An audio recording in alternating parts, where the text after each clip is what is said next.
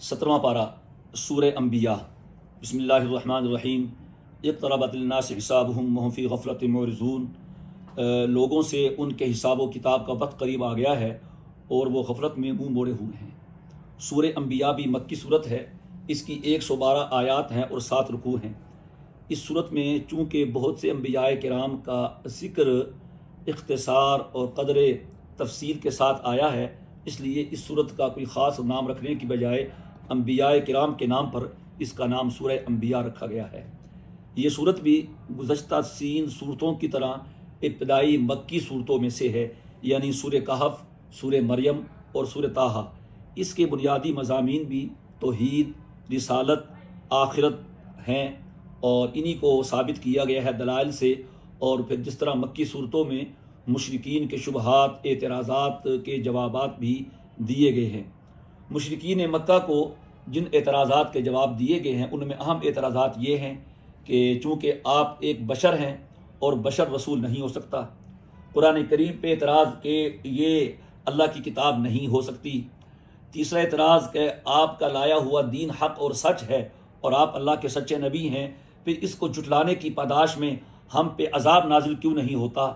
چوتھا اشکال یہ تھا کہ آپ کہتے ہیں معبود صرف ایک ہے، معبود ایک نہیں ہے، معبود کئی سارے ہیں جو کائنات کے نظام کو چلانے میں اللہ تعالیٰ کے ساتھ شریک ہیں۔ یہ ان کے اعتراضات تھے اور اس صورت میں ان اعتراضات کے نقلی اور عقلی جوابات دے کر اور نقلی اور عقلی دلائل سے ان کے جوابات دیے گئے ہیں اور بڑے دل نشین انداز سے ایک ایک سوال کو ختم کیا گیا ہے۔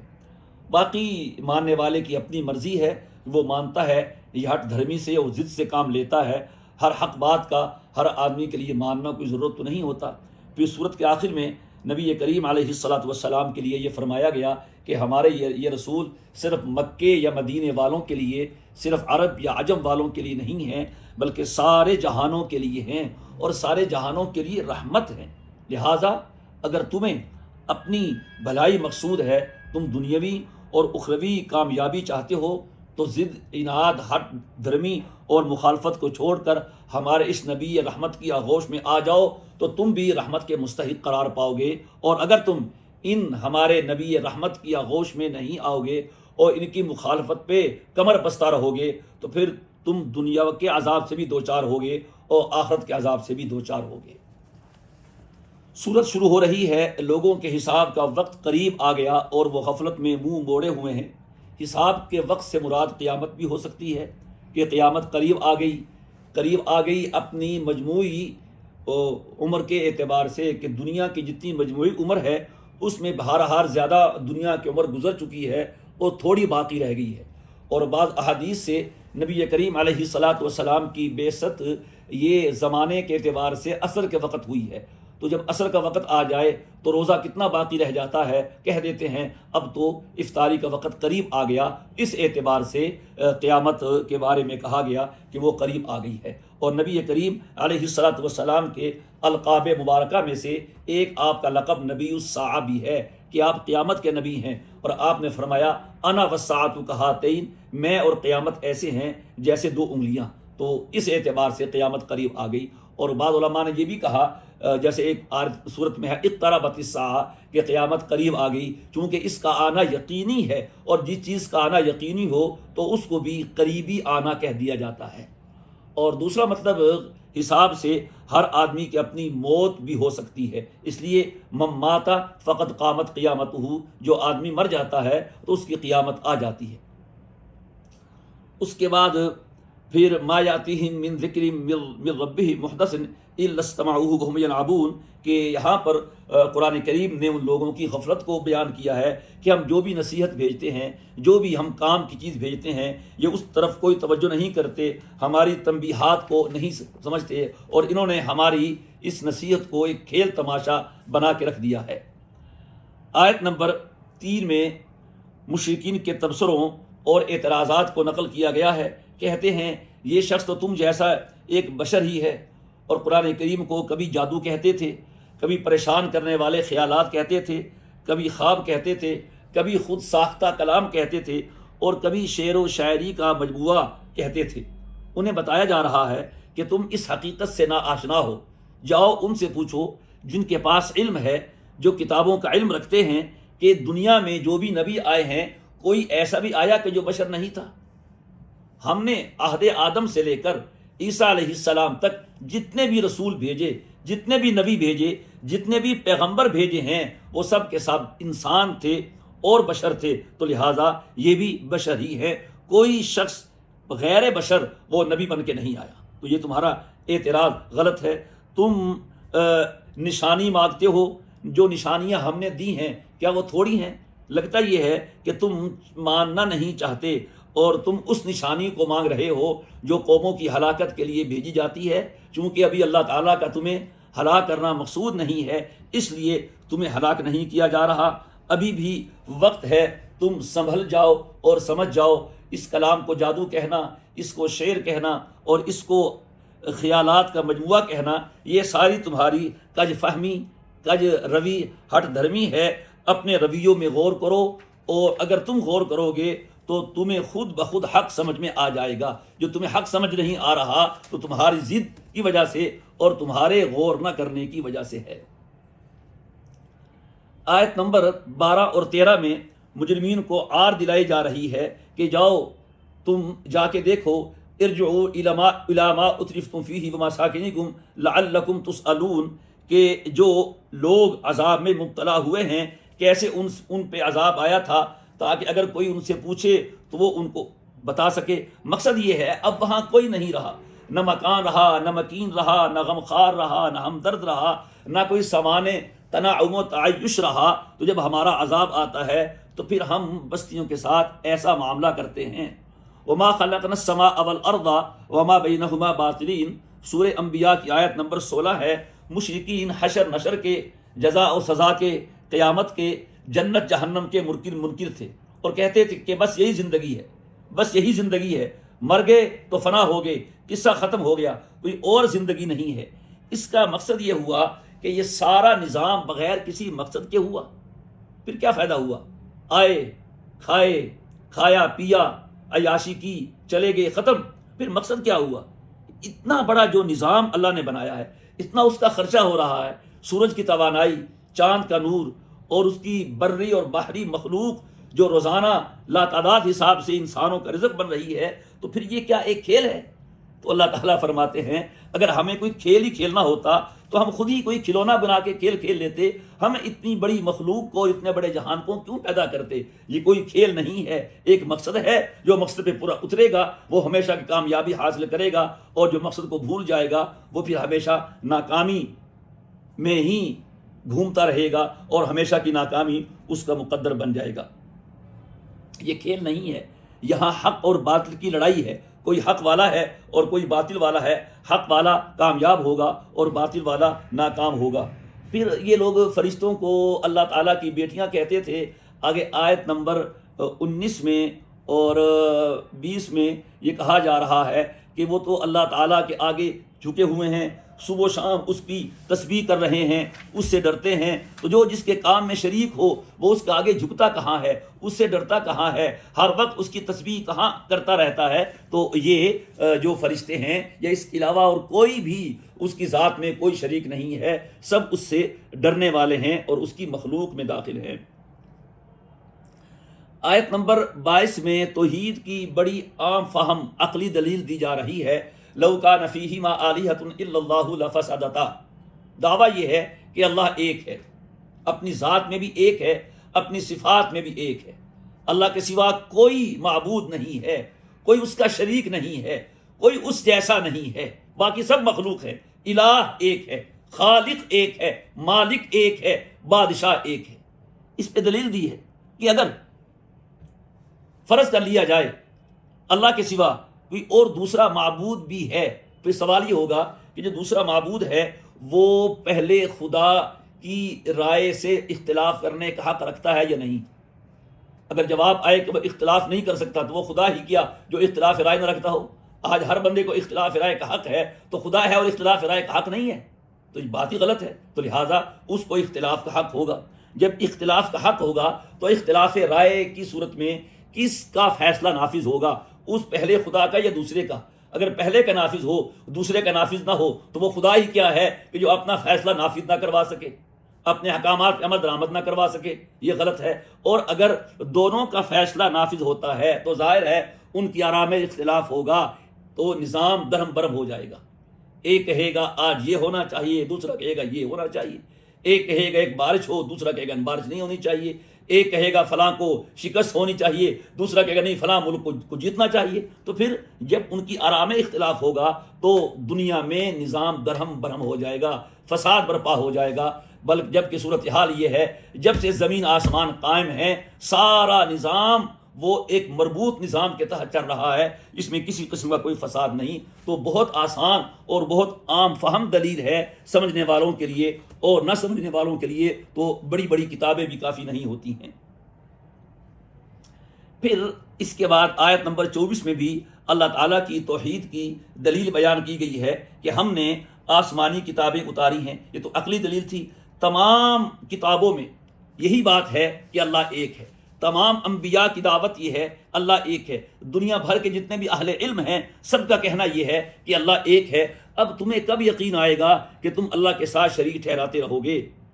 اور آگے آیت نمبر 29 میں یہ فرشتوں کے بارے میں 28 اور 29 میں فرشتوں کے بارے میں کہتے تھے کہ وہ اللہ تعالیٰ کی بیٹیاں ہیں، اس کے شریک ہیں، تو ان کے بارے میں کہا جا رہا ہے کہ فرشتے تو اللہ تعالیٰ کے حضور کسی کی سفارش بھی نہیں کر سکتے، اجازت کے بغیر اللہ سے بات بھی نہیں کر سکتے۔ وہ اللہ کی اولاد کیسے ہوئی، وہ اللہ کی بیٹیاں کیسی ہو گئیں جو اس کے ساتھ کلام کرتے ہوئے بھی ڈرتے ہیں۔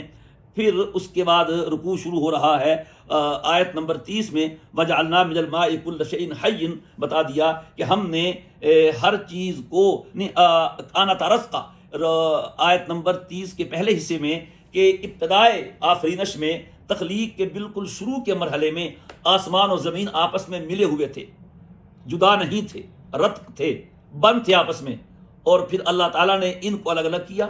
زمین گویا کہ اس وقت ایک مادے کی شکل میں ہوں گے، ایک خام میٹیریل ہوگا، تو اس وقت زمین آسمان الگ الگ نہیں تھے، بالکل شروع کی بات ہو رہی ہے۔ پھر اللہ تعالیٰ نے انہیں دو الگ الگ حصوں میں تقسیم کیا، آسمان کو اوپر بھیج دیا، اس کی شکل بنا دی، اور زمین کو نیچے کر دیا، اس کی شکل بنا دی۔ پھر ان کے منہ بند تھے، یعنی آسمان سے کچھ برستا نہیں تھا، زمین سے کچھ نکلتا نہیں تھا۔ پھر اللہ تعالیٰ نے جب انسان کو آباد کیا تو آسمان سے بارش برسانا شروع کر دیا، اور زمین کے مسام کھل گئے، اس سے نباتات اور غلے اگانا شروع کر دیا۔ یہ اللہ تعالیٰ نے اس آیت میں اس طرف اشارہ فرمایا ہے، اور آگے فرمایا وَجَعَلْنَا مِنَ الْمَاءِ كُلَّ شَيْءٍ حَيٍّ، کہ ہم نے ہر زندہ چیز کا جو اصل مدار حیات ہے وہ پانی کو بنایا ہے، کہ ہر چیز کی تخلیق میں، ہر ذی روح چیز کی تخلیق میں پانی کا عمل دخل ہے، بالواسطہ یہ بلا واسطہ پانی ہی سے ہر چیز کو بنایا گیا ہے۔ سبحان اللہ، کیا اللہ نے قدرت رکھی ہے۔ وَجَعَلْنَا السَّمَاءَ سَقْفًا مَحْفُوظًا، آسمان کے بارے میں فرمایا کہ ہم نے اس کو ایک محفوظ چھت بنا دیا ہے۔ کب سے آسمان بنا ہوا ہے اور کتنا عرصہ ہو گیا، دراڑ نہیں پڑی ہے، کچھ نہیں ہوا ہے۔ ہاں جب قیامت کا وقت آئے گا پھر اللہ تعالیٰ اس مضبوط چھت کو بھی توڑ دے گا۔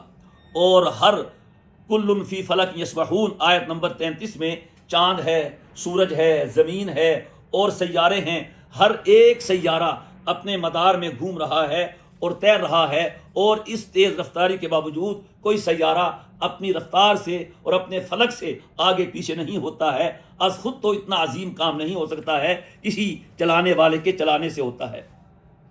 کل نفس ذائقۃ الموت وَنَبْلُوكُمْ بِالشَّرِّ وَالْخَيْرِ فِتْنَةً وَإِلَيْنَا تُرْجَعُونَ، اور اس سے پہلے فرمایا گیا وَمَا جَعَلْنَا لِبَشَرٍ مِّن قَبْلِكَ الْخُلْدَ۔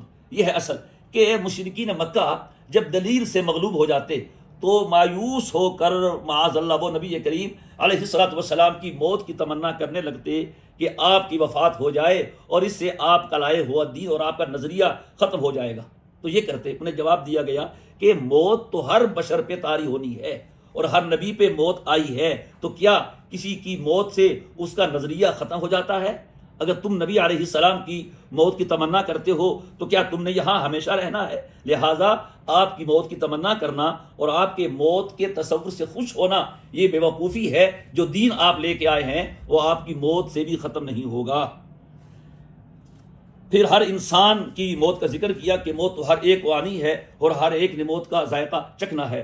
پھر آیت نمبر 37 میں انسان کی ایک طبعی اور فطری کمزوری کو بیان فرمایا گیا ہے، خلق الانسان من عجل، کہ انسان طبی طور پر بہت جلد باز واقع ہوا ہے اور چیز کو اس کے مقرر وقت سے پہلے حاصل کرنے کی کوشش کرتا ہے، تو اس انسان کی عجلت کو اس میں بیان کیا ہے، اور انسان کو عجولہ بھی کہا ہے کہ بہت جلد باز ہے۔ اگلا رکوع ہے چوتھا اور آیت نمبر 42 ہے۔ مشرکین مکہ آئے روز مطالبہ کرتے رہتے تھے کہ اگر رات میں یا دن میں کسی بھی وقت رحمان کا عذاب آ جائے تو کہا جا رہا ہے تمہیں اس رحمان کے عذاب سے اور اس کے قہر سے کون بچائے گا، لہٰذا تم عذاب کا مطالبہ نہ کرو، اس کی رحمت سے فائدہ اٹھاؤ، اگر اس کی طرف سے عذاب آ گیا تو کوئی تمہیں بچانے والا نہیں ہوگا۔ رہے تمہارے معبودان باطلہ، وہ نہ تو اپنی مدد کر سکتے ہیں نہ تمہاری مدد کر سکتے ہیں، جو اپنی مدد نہیں کر سکتا وہ دوسرے کی مدد کیا کرے گا، لہٰذا ہم نے تمہارے آباء و اجداد کو بھی لمبی لمبی عمریں دی تھیں اور انہیں دنیا کا بڑا سامان دیا تھا، تعیش کا، تنعم کا، اللہ تعالیٰ کی طرف سے وہ ڈھیل تھی، لیکن وہ لمبی عمریں، وہ سامان تعیش، وہ سامان تنعم ان کے کسی کام نہیں آیا۔ اگر تمہیں عمریں مل رہی ہیں، تمہیں جوانی مل رہی ہے، تمہیں سامان دنیا مل رہا ہے، اس پہ مت اتراؤ، اس کو ایک مہلت سمجھو اور اس مہلت سے فائدہ اٹھاؤ۔ اگر فائدہ نہیں اٹھاؤ گے تو پھر تم بھی اس دنیا سے چلے جاؤ گے اور تمہارا بھی نام ختم ہو جائے گا۔ آگے آیت نمبر 47 ہے، وَنَضَعُ الْمَوَازِينَ الْقِسْطَ لِيَوْمِ الْقِيَامَةِ، کہ ہم قیامت کے دن انصاف کے ترازو قائم کریں گے۔ یہ بات پہلے بھی آ چکی ہے سورہ آراف میں اور وہاں پر تفصیلی بحث ہو چکی ہے۔ یہاں اتنا سمجھ لیں موازین ہے آیت میں، میزان کی جمع ہے جس کا معنی ہے ترازو۔ ایک بات تو یہ ہوئی کہ اعمال کو تولا جائے گا، گنا نہیں جائے گا، تو پھر تولنے کے لیے ایک ترازو ہوگا یا بہت؟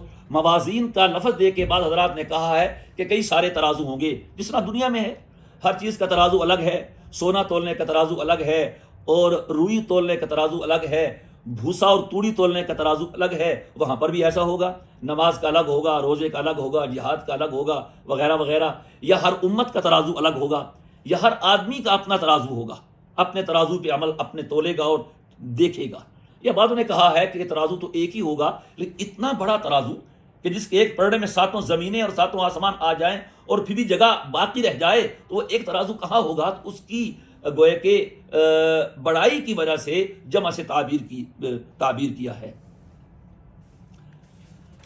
اس کے بعد آیت نمبر 49 ہے، جس کا حاصل یہ ہے کہ جو لوگ اللہ سے ڈرتے ہیں غیب میں، انہیں ہی قیامت کا ڈر، یعنی اللہ سے ڈرنے والوں کو قیامت کا ڈر ہوتا ہے، اور جن کے دل میں اللہ کا ڈر نہیں ہوتا انہیں قیامت کا ڈر نہیں ہوتا۔ تو قیامت کا ڈر، آخرت کا اور حساب و کتاب کا ڈر پیدا کرنے کے لیے ضروری ہے کہ اپنے دل میں اللہ کا ڈر پیدا کریں۔ رکوع شروع ہو رہا ہے، رکوع نمبر 5، وَلَقَدْ آتَيْنَا إِبْرَاهِيمَ رُشْدَهُ، آیت نمبر 51۔ ابراہیم علیہ السلام کو رشد عطا کیا تھا۔ رشد کے بہت سے معنی ہوتے ہیں، عقل مندی، دانش مندی، ہوش مندی، شعور، بلوغت، ہدایت اور راست روی وغیرہ، یہاں سارے معنی مراد لیے جا سکتے ہیں۔ ہم نے اپنے فہم القرآن میں جو آخری معنی ہے وہ اختیار کیا ہے۔ پھر آگے آیت نمبر 57 میں فرمایا گیا ہے، تَاللَّهِ لَأَكِيدَنَّ أَصْنَامَكُمْ بَعْدَ أَن تُوَلُّوا مُدْبِرِينَ۔ حضرت ابراہیم علیہ السلام اپنی قوم سے گفتگو کر رہے ہیں اور وہ کہہ رہے ہیں کہ میں تمہارے بتوں کے بارے میں کوئی حیلہ کروں گا تو پھر تمہارے جانے کے بعد جب تم دلیل سے نہیں سمجھتے تو کچھ کریں گے، پھر تمہیں سمجھ آئے گا، اور یہ اپنا دفاع نہیں کر سکیں گے، شاید تمہیں سمجھ آ جائے گا۔ ابراہیم علیہ السلام نے یہ بات کیسے کہی؟ 2-3 احتمال ذکر کیے جاتے ہیں۔ ہو سکتا ہے اپنے دل میں کہی ہو، یا نمبر 2 آہستہ سے کہی ہو، چند لوگوں نے سنی ہو اور باقی لوگوں نے نہ سنی ہو۔ تو پھر وہ شہر سے چلے گئے اپنا جشن منانے کے لیے۔ جب آئے تو ابراہیم علیہ السلام نے ان کے بتوں کو ٹکڑے ٹکڑے کر دیا ہو، اور جب وہ آئے تو وہ بہت پریشان، من فعل ھذا بآلہتنا، کہ یہ کس نے کیا ہے؟ تو شاید انہوں نے کہا ہو کہ جنہوں نے ابراہیم علیہ السلام کی بات نہ سنی ہو، اور قالوا سمعنا فتى يذكرهم يقال له ابراہیم، تو یہ ان لوگوں نے کہا ہو جنہوں نے ابراہیم علیہ السلام کی بات سن لی ہو کہ وہ ایسا کہتے تھے کہ میں کوئی ہیلا کروں گا۔ تو بہرحال پھر حضرت ابراہیم علیہ السلام کی طرف متوجہ ہوئے اور کہنے لگے، انت فعلت ھذا بآلہتنا یا ابراہیم، اے ابراہیم تم نے ہمارے معبودوں کے ساتھ یہ کیا ہے۔ حضرت ابراہیم علیہ السلام نے بڑے اطمینان سے اپنی حجت تام کرنے کے لیے ان سے کہا کہ فعلہ کبیرہم، یعنی اپنا ایک دعویٰ پیش کیا کہ دیکھو جو کلہاڑا ہے، آلہ قتل ہے، وہ بڑے بت کے کندھے پہ ہے، تم اس سے پوچھ لو کہ بڑے بت نے ہی یہ کیا ہوگا۔ اور ظاہر ہے کہ وہ کہنے لگے کہ وہ تو جواب نہیں دیتے، ان کانوا ینطقون، تو بہرحال وہ سمجھ گئے کہ یہ ابراہیم نے نہیں کیا ہے۔ اور یہاں پر ابراہیم علیہ السلام نے بہت بڑی دلیل پیش کی کہ تم بتوں سے پوچھ لو اصل ماجرا کیا ہے، وہ خود بتا دیں گے، اور ان کا بتانا بہت ہی یعنی کہ قوی ہوگا اور جس کو جھٹایا نہیں جا سکے گا، لہٰذا یہ جو ہے اس سے پوچھ لو۔ حضرت ابراہیم علیہ السلام نے جو فرمایا کہ فعلہ کبیرہم، اس کے بڑے نے کیا ہے، یہ مخالفین پر اپنی حجت قائم کرنے اور ایک فرضی صورت پیش کر کے دعویٰ کے طور پر یہ معاملہ تھا۔ اسے جھوٹ نہیں کہا جا سکتا، اسے جھوٹ نہیں کہا جا سکتا، لہذا یہ جھوٹ کے خلاف واقعہ خبر دینے کے لیے ہرگز نہیں تھا۔ صحیح بخاری شریف کی روایت میں اس کو جو سلاستین جھوٹ کہا گیا ہے تو وہ صورت کے اعتبار سے ہے، حقیقت کے اعتبار سے یہ جھوٹ نہیں ہے۔ پھر اس کے بعد ان لوگوں نے آپس میں مشورہ کیا، اور مشورہ یہ ہوا کہ اس جرم کی پاداش میں ابراہیم علیہ السلام کو دہکتی آگ میں ڈال دیا جائے۔ تو آگ جل گئی، اور اللہ جب آگ میں ڈالا جانے لگا، اللہ نے ابراہیم آگ سے براہ راست خطاب فرمایا، قلنا یا نار کونی بردا وسلاما علی ابراہیم، آگ جلنے دی، اس میں رکاوٹ نہیں ڈالی۔ اللہ موسلادھار بارش برسا دیتا، آگ بجھ جاتی، آندھی چلا دیتا، ان کے گھر آگ سے جل جاتے، اللہ نے آگ کو جلنے دیا۔ جب آگ جل گئی اور ابراہیم علیہ السلام کو آگ میں ڈال دیا گیا تو اللہ نے کہا قلنا یا نارو، او آگ کونی بردا، ٹھنڈی ہو جا، وسلامن، بہت ٹھنڈی بھی نہیں، زیادہ ٹھنڈ بھی تکلیف دہ ہوتی ہے، ایسی ٹھنڈی ہو کہ سلامتی والی ہو۔ پھر ابراہیم علیہ السلام آگ میں ڈالے گئے اور اللہ نے ان کی حفاظت فرمائی، اور آگ کو اللہ نے ان کے لیے گلو گلزار بنا دیا۔ سبحان اللہ، اللہ تعالیٰ کی قدرت ہے۔ اللہ تعالیٰ کبھی کبھی ظاہر کرتے ہیں کہ بظاہر تمہیں نظر آتا ہے کہ آگ جلاتی ہے، چھری کاٹتی ہے، پانی غرق کرتا ہے، لیکن سب کچھ میرے حکم سے ہوتا ہے۔ میں نہ چاہوں تو آگ نہیں جلا سکتی، چھری نہیں ذبح کر سکتی، پانی غرق نہیں کر سکتا۔ حضرت اسماعیل علیہ السلام کے گلے پہ چھری چلی، ذبح نہیں ہوئے۔ موسیٰ علیہ السلام ان کی قوم کو دریا میں داخل کیا، غرق نہیں ہوئے۔ اور آج ابراہیم علیہ السلام کو نار نمرود میں ڈالا گیا ہے اور آگ نے ان پہ اپنا اثر نہیں کیا۔ تو سارا کچھ کرنے والا اللہ ہے، اسباب بھی اس کے تابع ہے۔ پھر حضرت ابراہیم علیہ السلام اور حضرت لوط علیہ السلام ارض نمرود یعنی عراق سے بحفاظت شام پہنچے، اور شام کو اللہ تعالیٰ نے ظاہری اور باطنی برکتوں سے نوازا ہوا ہے۔ پھر وہاں یہ پہنچ گئے کہ شام میں اکثر انبیاء کرام کا مولد بھی یہ ہے اور مدفن بھی یہ ہے، اور پھر وہاں پر ظاہری برکتیں بھی بہت زیادہ ہیں۔ پھر اگلی آیات میں اللہ پاک نے خوشخبری سنائی کہ ہم نے بڑھاپے میں مانگا گیا بیٹا بھی عطا کیا ابراہیم کو، اور ہم نے انعام میں بغیر مانگے ان کو پوتا حضرت یعقوب علیہ السلام بھی عطا کیے۔ پھر آگے آیت نمبر 74 میں قوم لوط کی بستی اور ان کے واقعے کی طرف اشارہ کیا ہے۔ اس بستی کا نام من القریۃ التی کانت تعمل الخبائث، اس بستی کا نام صدوم تھا، اور قوم لوط کے لوگ وہاں گندے کام کرتے تھے۔ جو ان کا سب سے بڑا گندا کام تھا وہ ہم جنس پرستی تھا۔ اس کے علاوہ بھی بہت سے غلط کام کرتے تھے جو سورہ اعراف میں گزر گئے ہیں۔ پھر آگے رکوع نمبر 6 ہے، نوح علیہ السلام کا واقعہ ذکر کیا ہے کہ ونوحا اذ نادی من قبل، کہ حضرت ابراہیم اور لوط علیہ السلام کے زمانے سے پہلے نوح نے ہم سے دعا مانگی۔ نوح علیہ السلام تقریباً 950 سال قوم کو سمجھاتے رہے، اور ان کی باتیں پہلے بھی گزری ہیں، آگے بھی آ رہی ہیں، اور انہوں نے پھر یہ دعا کی رب انی مغلوب فانتصر، سورہ قمر میں، اور سورہ نوح میں ہے رب لا تذر علی الارض من الکافرین دیارا۔ تو پھر حضرت نوح علیہ السلام کے بارے میں فرمایا کہ ہم نے اس نوح کو اور اس کی اہل کو کرب عظیم سے نجات دی، سخت عذاب سے، تکلیف سے۔ وہ جو کرب عظیم تھا یا طوفان نوح مراد ہے، یہ 950 سال جو قوم کی سختیاں تھیں وہ مراد ہیں کہ ہم نے ان کو اس سے نجات دی۔ پھر اس کے بعد آیت نمبر 89 میں ایک کم 80 میں حضرت داؤد اور سلیمان علیہ السلام کا واقعہ بیان کیا جا رہا ہے۔ حضرت داؤد اور حضرت سلیمان دونوں نبی تھے۔ داؤد علیہ السلام باپ تھے اور سلیمان بیٹے تھے۔ یاد نہ رہے، مغالطہ ہو جائے تو ایک آسان طریقہ میں عرض کر دیتا ہوں کہ داؤد میں واو ہے اور والد میں بھی واو ہوتا ہے، تو جہاں واو ہے وہ والد ہے، جہاں واو نہیں وہ بیٹا ہے۔ اب آپ کو یاد رہے گا کہ داؤد اور سلیمان علیہ السلام میں سے داؤد والد ہیں اور سلیمان بیٹے ہیں، دونوں ہی نبی ہیں، دونوں حکمت، علم اور قوت کے مالک تھے۔ اللہ پاک نے ان کو ان صفات سے نوازا تھا۔ سلیمان علیہ السلام بچپن ہی سے علم و حکمت سے نواز دیے گئے تھے۔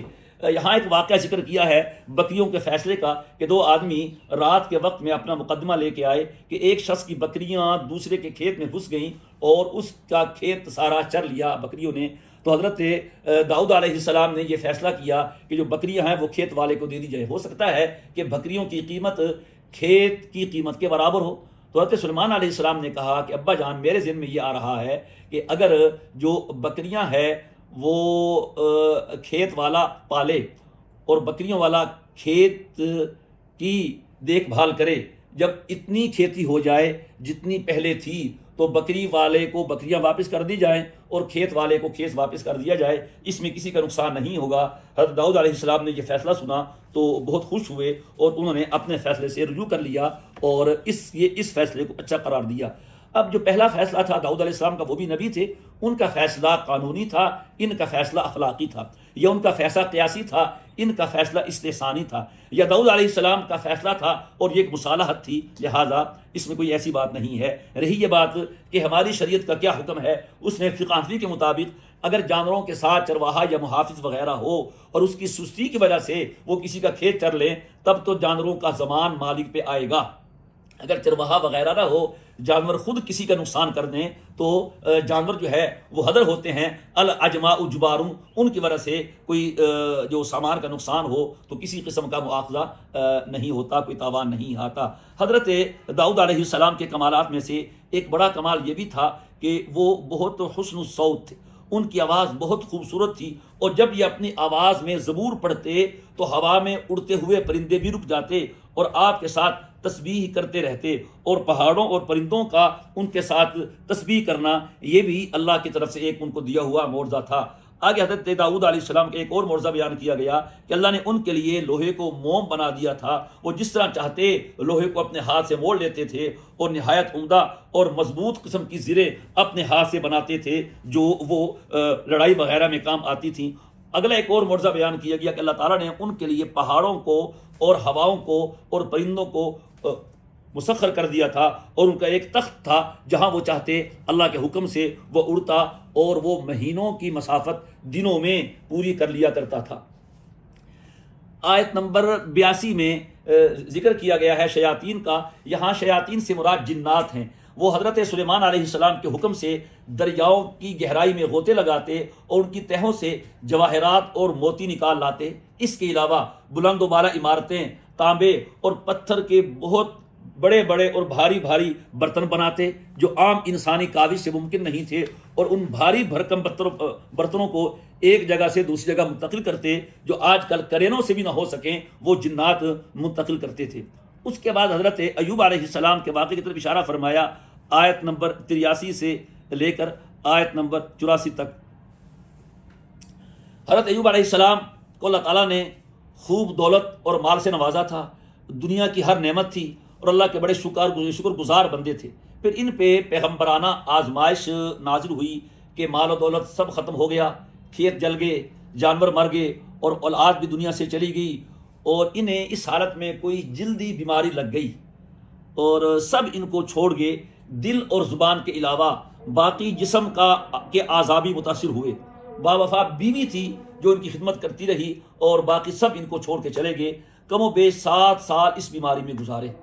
اللہ تعالیٰ نے ان کی تعریف کی ہے، انا وجدناہ صابرا، وہ بڑے صابر شاکر تھے، نعم العبد، بہت اچھے انسان تھے، بہت اچھے بندے تھے، بیماری میں بھی اللہ کا شکر کرتے رہے جس طرح کے صحت میں کرتے تھے۔ ان کی بیوی نے کہا اپنے لیے دعا کریں صحت کی، تو ڈر کی وجہ سے دعا بھی نہیں کرتے تھے کہ کہیں اللہ کو یہ پسند نہ ہو۔ بالآخر اہلیہ کے اصرار پر اور بعض دیگر حالات کی وجہ سے انہوں نے دعا کی تو اللہ پاک نے زمین پہ پاؤں مارنے کا حکم دیا، پاؤں مارتے ہی وہاں سے پانی کا چشمہ پھوٹا اور پانی پینے اور غسل کرنے سے اللہ نے ان کی بیماری ختم کر دی. جو ان کی اولاد مر گئی تھی وہ دوبارہ زندہ ہو گئی. یا اللہ نے ویسی ہی اور اولاد دے دی اور اتنی اور دے دی. یا تو ان کی اولاد دگنی ہو گئی یا اتنی اولاد کی اولاد کو دے دی تو اس طرح ان کی اولاد دگنی ہو گئی. یہ ان کا واقعہ یہاں پر بیان کیا ہے. آگے سورہ صاد میں آیت نمبر 41 سے 44 بھی ایوب علیہ السلام کا واقعہ بیان ہوا ہے. پھر آگے آیات میں 85 ہے 86 ہے. اس میں حضرت مریم اسماعیل ادریس کا مختصر واقعہ بیان ہوا ہے. اور آیت نمبر 85 میں ذوالکفل کا ذکر بھی آیا ہے. ذوالکفل کے بارے میں اختلاف پایا جاتا ہے یہ نبی تھے یا نہیں تھے. اس بارے میں دونوں رائے ہیں, کوئی حتمی فیصلہ نہیں کیا جا سکا ہے. بعض احادیث میں کفل کا ذکر آیا ہے کہ پہلے فاسق و فاجر تھا, بعد میں بہت نیک بندہ بن گیا, لیکن وہ کفل ہے, وہ ذوالکفل نہیں ہے. پھر اس کے بعد ذنون آیت نمبر 87 میں اور اس کے بعد حضرت یونس علیہ السلام کا واقعہ بیان ہوا. انہیں ذنون بھی کہا گیا اور انہیں صاحب الحوت بھی کہا گیا. نون بھی مچھلی کو کہتے ہیں اور حوت بھی یعنی مچھلی والے پیغمبر.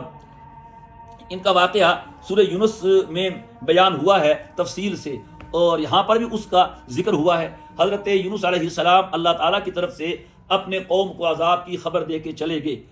تو جس قوم پہ عذاب آنا ہو تو نبی وہاں نہیں رہتے, لیکن قوم نے توبہ کی اور عذاب کے آثار ختم ہو گئے. یونس علیہ السلام سے یہ ہوا کہ وہ اللہ تعالیٰ کی اجازت کے بغیر جلدی سے نکل گئے, اس خیال سے اب عذاب آ جائے گا, اور عذاب آتے وقت نبی قوم میں نہیں رہتا.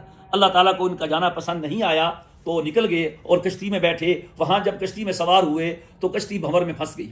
وہاں دستور تھا جب کشتی بھنور میں پھنستی تو ایک آدمی کی قربانی دی جاتی تو باقی لوگ بچ جاتے. تو انہوں نے پھر ایک آدمی کو دریا میں ڈالنے کے لیے قرآن اندازی کی. یونس علیہ السلام کا نام نکلا, ان کی شکل دیکھی, چہرہ دیکھا, وجاہت دیکھی تو کہا یہ نہیں ہو سکتا, اس کو دریا میں نہیں ڈالتے. یہ ان کو پہچانتے ہوں گے.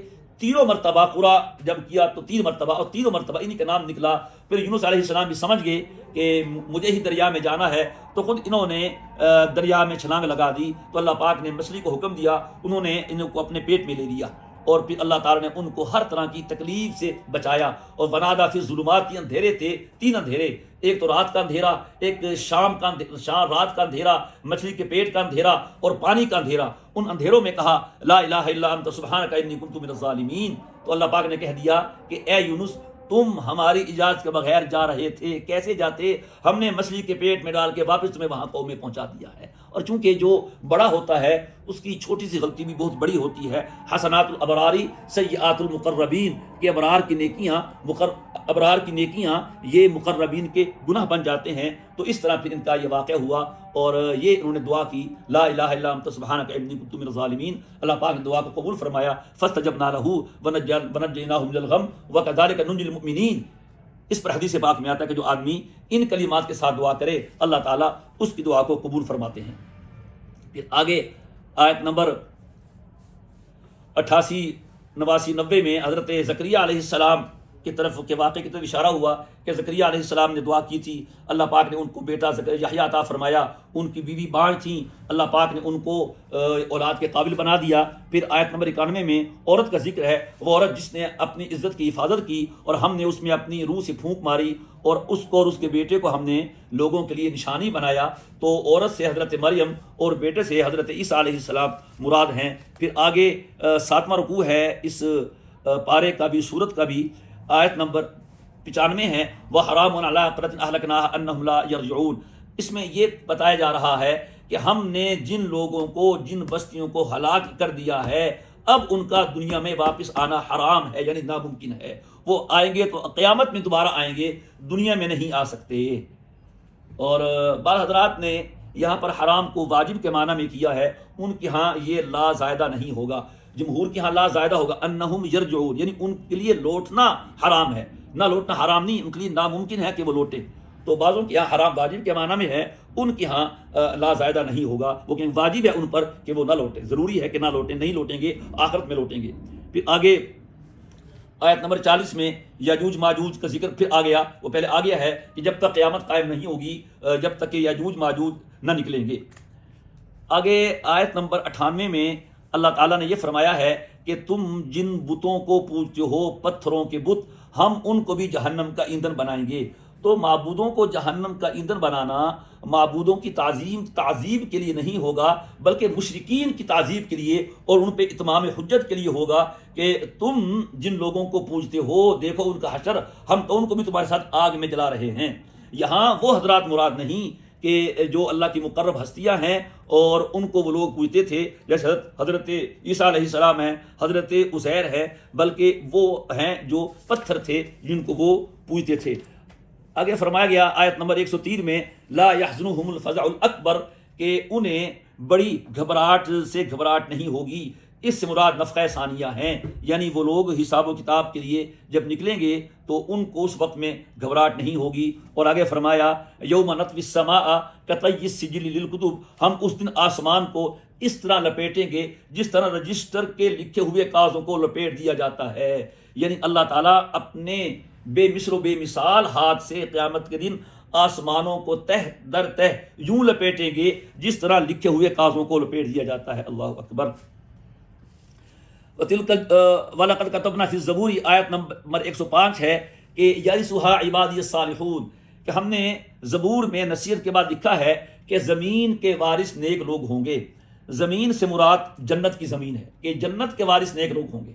اگر زمین سے مراد یہ دنیا کی زمین ہے تو پھر اس سے مراد یہ بادشاہت ہے تو خلافت راشدہ، اور اس کے بعد نیک لوگ، اور آئندہ چل کے حضرت مہدی کی جو حکومت ہوگی وہ مراد ہے کہ اصل جو حکومت ہوگی وہ نیک لوگوں کی ہوگی، اور جو بدوں کی حکومت ہوتی ہے وہ ایک عارضی ہوتی ہے۔ پھر آیت نمبر 107 میں فرمایا گیا وما ارسلناک الا رحمت للعالمین، کہ ہم نے اپنے نبی کو جہان والوں کے لیے رحمت بنایا ہے۔ تو اے کفار مکہ، اے مشرکین مکہ، یہ تو سراپا رحمت ہیں، مسلمانوں کے لیے بھی ہیں، تمہارے لیے بھی ہیں، لہٰذا اگر تم رحمت کا مستحق بننا چاہتے ہو تو ان پہ ایمان لاؤ، ان کو مانو تو تم بھی رحمت کے مستحق بنو گے، وگرنہ تم رحمت کے مستحق نہیں بن سکتے۔ اس میں اعزاز ہے نبی کریم علیہ الصلوۃ والسلام کے لیے کہ اللہ تعالیٰ نے جہاں اپنا تعارف کروایا تو فرمایا الحمدللہ رب العالمین، کہ اللہ تعالیٰ تمام جہانوں کا رب ہے۔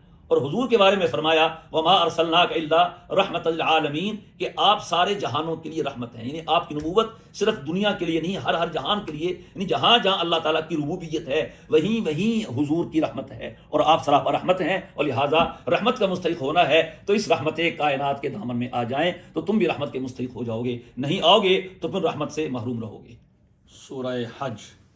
سورہ حج مدنی ہے، اس کی 78 آیتیں ہیں اور 10 رکوع ہیں۔ اس سورت کے چوتھے اور 5ویں رکوع میں حج اور اس کے متعلق احکامات کا اور دیگر متعلقات کا کچھ تفصیل سے ذکر آیا ہے۔ اس مناسبت سے اس سورت کا نام سورہ حج رکھا گیا ہے۔ اس سورت میں مکی اور مدنی دونوں قسم کی آیتیں ہیں۔ سورت کا ایک بڑا حصہ مکی آیات پہ مشتمل ہے، اور مکی دور میں یعنی ہجرت مدینہ منورہ سے پہلے نازل ہوا تھا، اور سورت کا ایک حصہ مکی دور میں یعنی ہجرت مدینہ منورہ سے پہلے نازل ہوا تھا، اور سورت کا ایک بڑا حصہ مدنی دور میں نازل ہوا یعنی ہجرت مدینہ منورہ کے بعد نازل ہوا۔ اس لیے یہ سورت سورۃ الحج مکی اور مدنی دونوں قسم کے مضامین پر مشتمل ہے۔ مکی مضامین میں جیسا کہ آپ سن چکے ہیں توحید، رسالت، قیامت، آخرت اور مشرکین کے سوالات، ان کے جوابات، توحید کے عقلی نقلی دلائل اور منکرین کو انذار اور ترہیب، ان کے اخروی دنیاوی انجام بد سے ڈرانا، اور ایمان والوں کو دنیاوی اور اخروی کامیابیاں بتانا، یہ ان صورتوں کا فی الجملہ مجموعی طور پہ مضمون رہا ہے۔ مدنی مضامین میں مسلمانوں کو تسلی دی گئی، چونکہ وہ اللہ کی خاطر اپنا گھر، اپنا اہل، اپنا مال، اپنا وطن چھوڑ کے آئے تھے۔ انہیں بتایا گیا کہ اللہ کے گھر سے روکنے والے اور وہاں توحید کے بجائے کفر و الحاد اور کفر و شرک کو فروغ دینے والے عن قریب بدترین انجام سے دو چار ہوں گے، اور اللہ تعالیٰ ہجرت کرنے والوں کو جو اس وقت بظاہر بے یار و مددگار ہے دوبارہ اس شہر کا مالک بنائے گا۔ اور پھر اس صورت کی آیت نمبر 39 ہے، یہ وہ پہلی آیت ہے جس میں مسلمانوں کو جہاد کرنے کی اجازت دی گئی۔ چنانچہ اس آیت کے نازل ہونے کے بعد اسلامی تاریخ میں غزوات کا اور سرایہ کا سلسلہ شروع ہوا۔ ہم جب اس آیت پہ پہنچیں گے تو پھر وہاں اس کے متعلق بات ہوگی انشاءاللہ۔ حج کے حوالے سے حضرت ابراہیم علیہ السلام نے حج کے لیے اعلان عام کیا، اور پھر ان کا اعلان عام حج کا وَأَذِّن فِي النَّاسِ بِالْحَجِّ، شرک سے ان کی بیزاری، بیت اللہ کی تعمیر کے مقاصد اور بیت اللہ کی صفائی ستھرائی اور حج کے جو متعلقہ مناسک ہیں، طواف ہے، حلق ہے، قربانی ہے، مناسک منا وغیرہ ہیں، ان پر بھی اس صورت میں بحث کی گئی ہے۔ چنانچہ صورت شروع ہوتی ہے بسم اللہ الرحمن الرحیم، یا ایھا الناس اتقوا ربکم ان زلزلۃ الساعۃ شیء عظیم، اے ایمان والو اپنے رب سے ڈرو، حقیقت یہ ہے کہ قیامت کا زلزلہ بہت بڑی چیز ہے۔ قیامت کا یہ جو زلزلہ ہے اس کے بارے میں دو قول ہیں۔ ایک تو یہ کہ وہ زلزلہ ہوگا جو عین قیامت برپا ہونے کے وقت ہوگا، اور اس زلزلے کے آتے ہی قیامت برپا ہو جائے گی، یعنی نفخہ اولا، جب حضرت اسرافیل علیہ السلام سور پھونکیں گے تو ان کی آواز سے زلزلہ آ جائے گا، اور پھر اس وقت میں وَتَضَعُ كُلُّ ذَاتِ حَمْلٍ حَمْلَهَا وَتَرَى النَّاسَ سُكَارَىٰ وَمَا هُمْ بِسُكَارَىٰ، کہ ہر حمل والی مادہ اس کا حمل ساقط ہو جائے گا اس زلزلے سے، اور لوگ بے ہوش نشے میں نظر آئیں گے، حالانکہ وہ نشہ نہیں ہوگا، وہ تو اللہ کا عذاب ہوگا اور بہت سخت عذاب ہوگا۔ اور دوسرا مطلب یہ بھی بیان کیا گیا ہے کہ اس سے مراد نفخہ ثانیہ ہو، کہ جب دوبارہ سور پھونکا جائے گا اس وقت پھر زمین تھر تھر کانپے گی اور اس سے لوگ اٹھیں گے، تو اس وقت بھی ایک زلزلہ آئے گا۔ تو بظاہر یہ ہے کہ کوئی تعارض نہیں ہے، دونوں وقت زلزلے آئیں گے۔ رہی یہ بات کہ دوسرے زلزلے کے وقت یا نفخہ ثانیہ کے وقت حاملہ کے اور مرضیہ کے اپنے بچہ کو گرا دینا، بچے کا ساقط کر دینا، یا مرضیہ کا بچے کو بھول جانا، تو یہ تشبیہ پہ محمول ہوگا کہ ایسی حالت ہوگی کہ اگر اس وقت میں کوئی حاملہ ہوتی، اس کا حمل گر جاتا، کوئی بچے کو دودھ پلانے والی ہوتی تو شدت غم سے وہ اپنے دودھ پلاتے بچے کو بھول جاتی۔ جس طرح قیامت کے دن کے بارے میں فرمایا یوم یجعل الولدان شیبا، قیامت کا دن ایسا ہوگا کہ جو بچوں کو بوڑھا کر دے گا، یہ بھی حقیقت پہ محمول نہیں، ایک تمثیل کے لیے ہے، تو یہاں پر بھی یہ تمثیل کے لیے ہے۔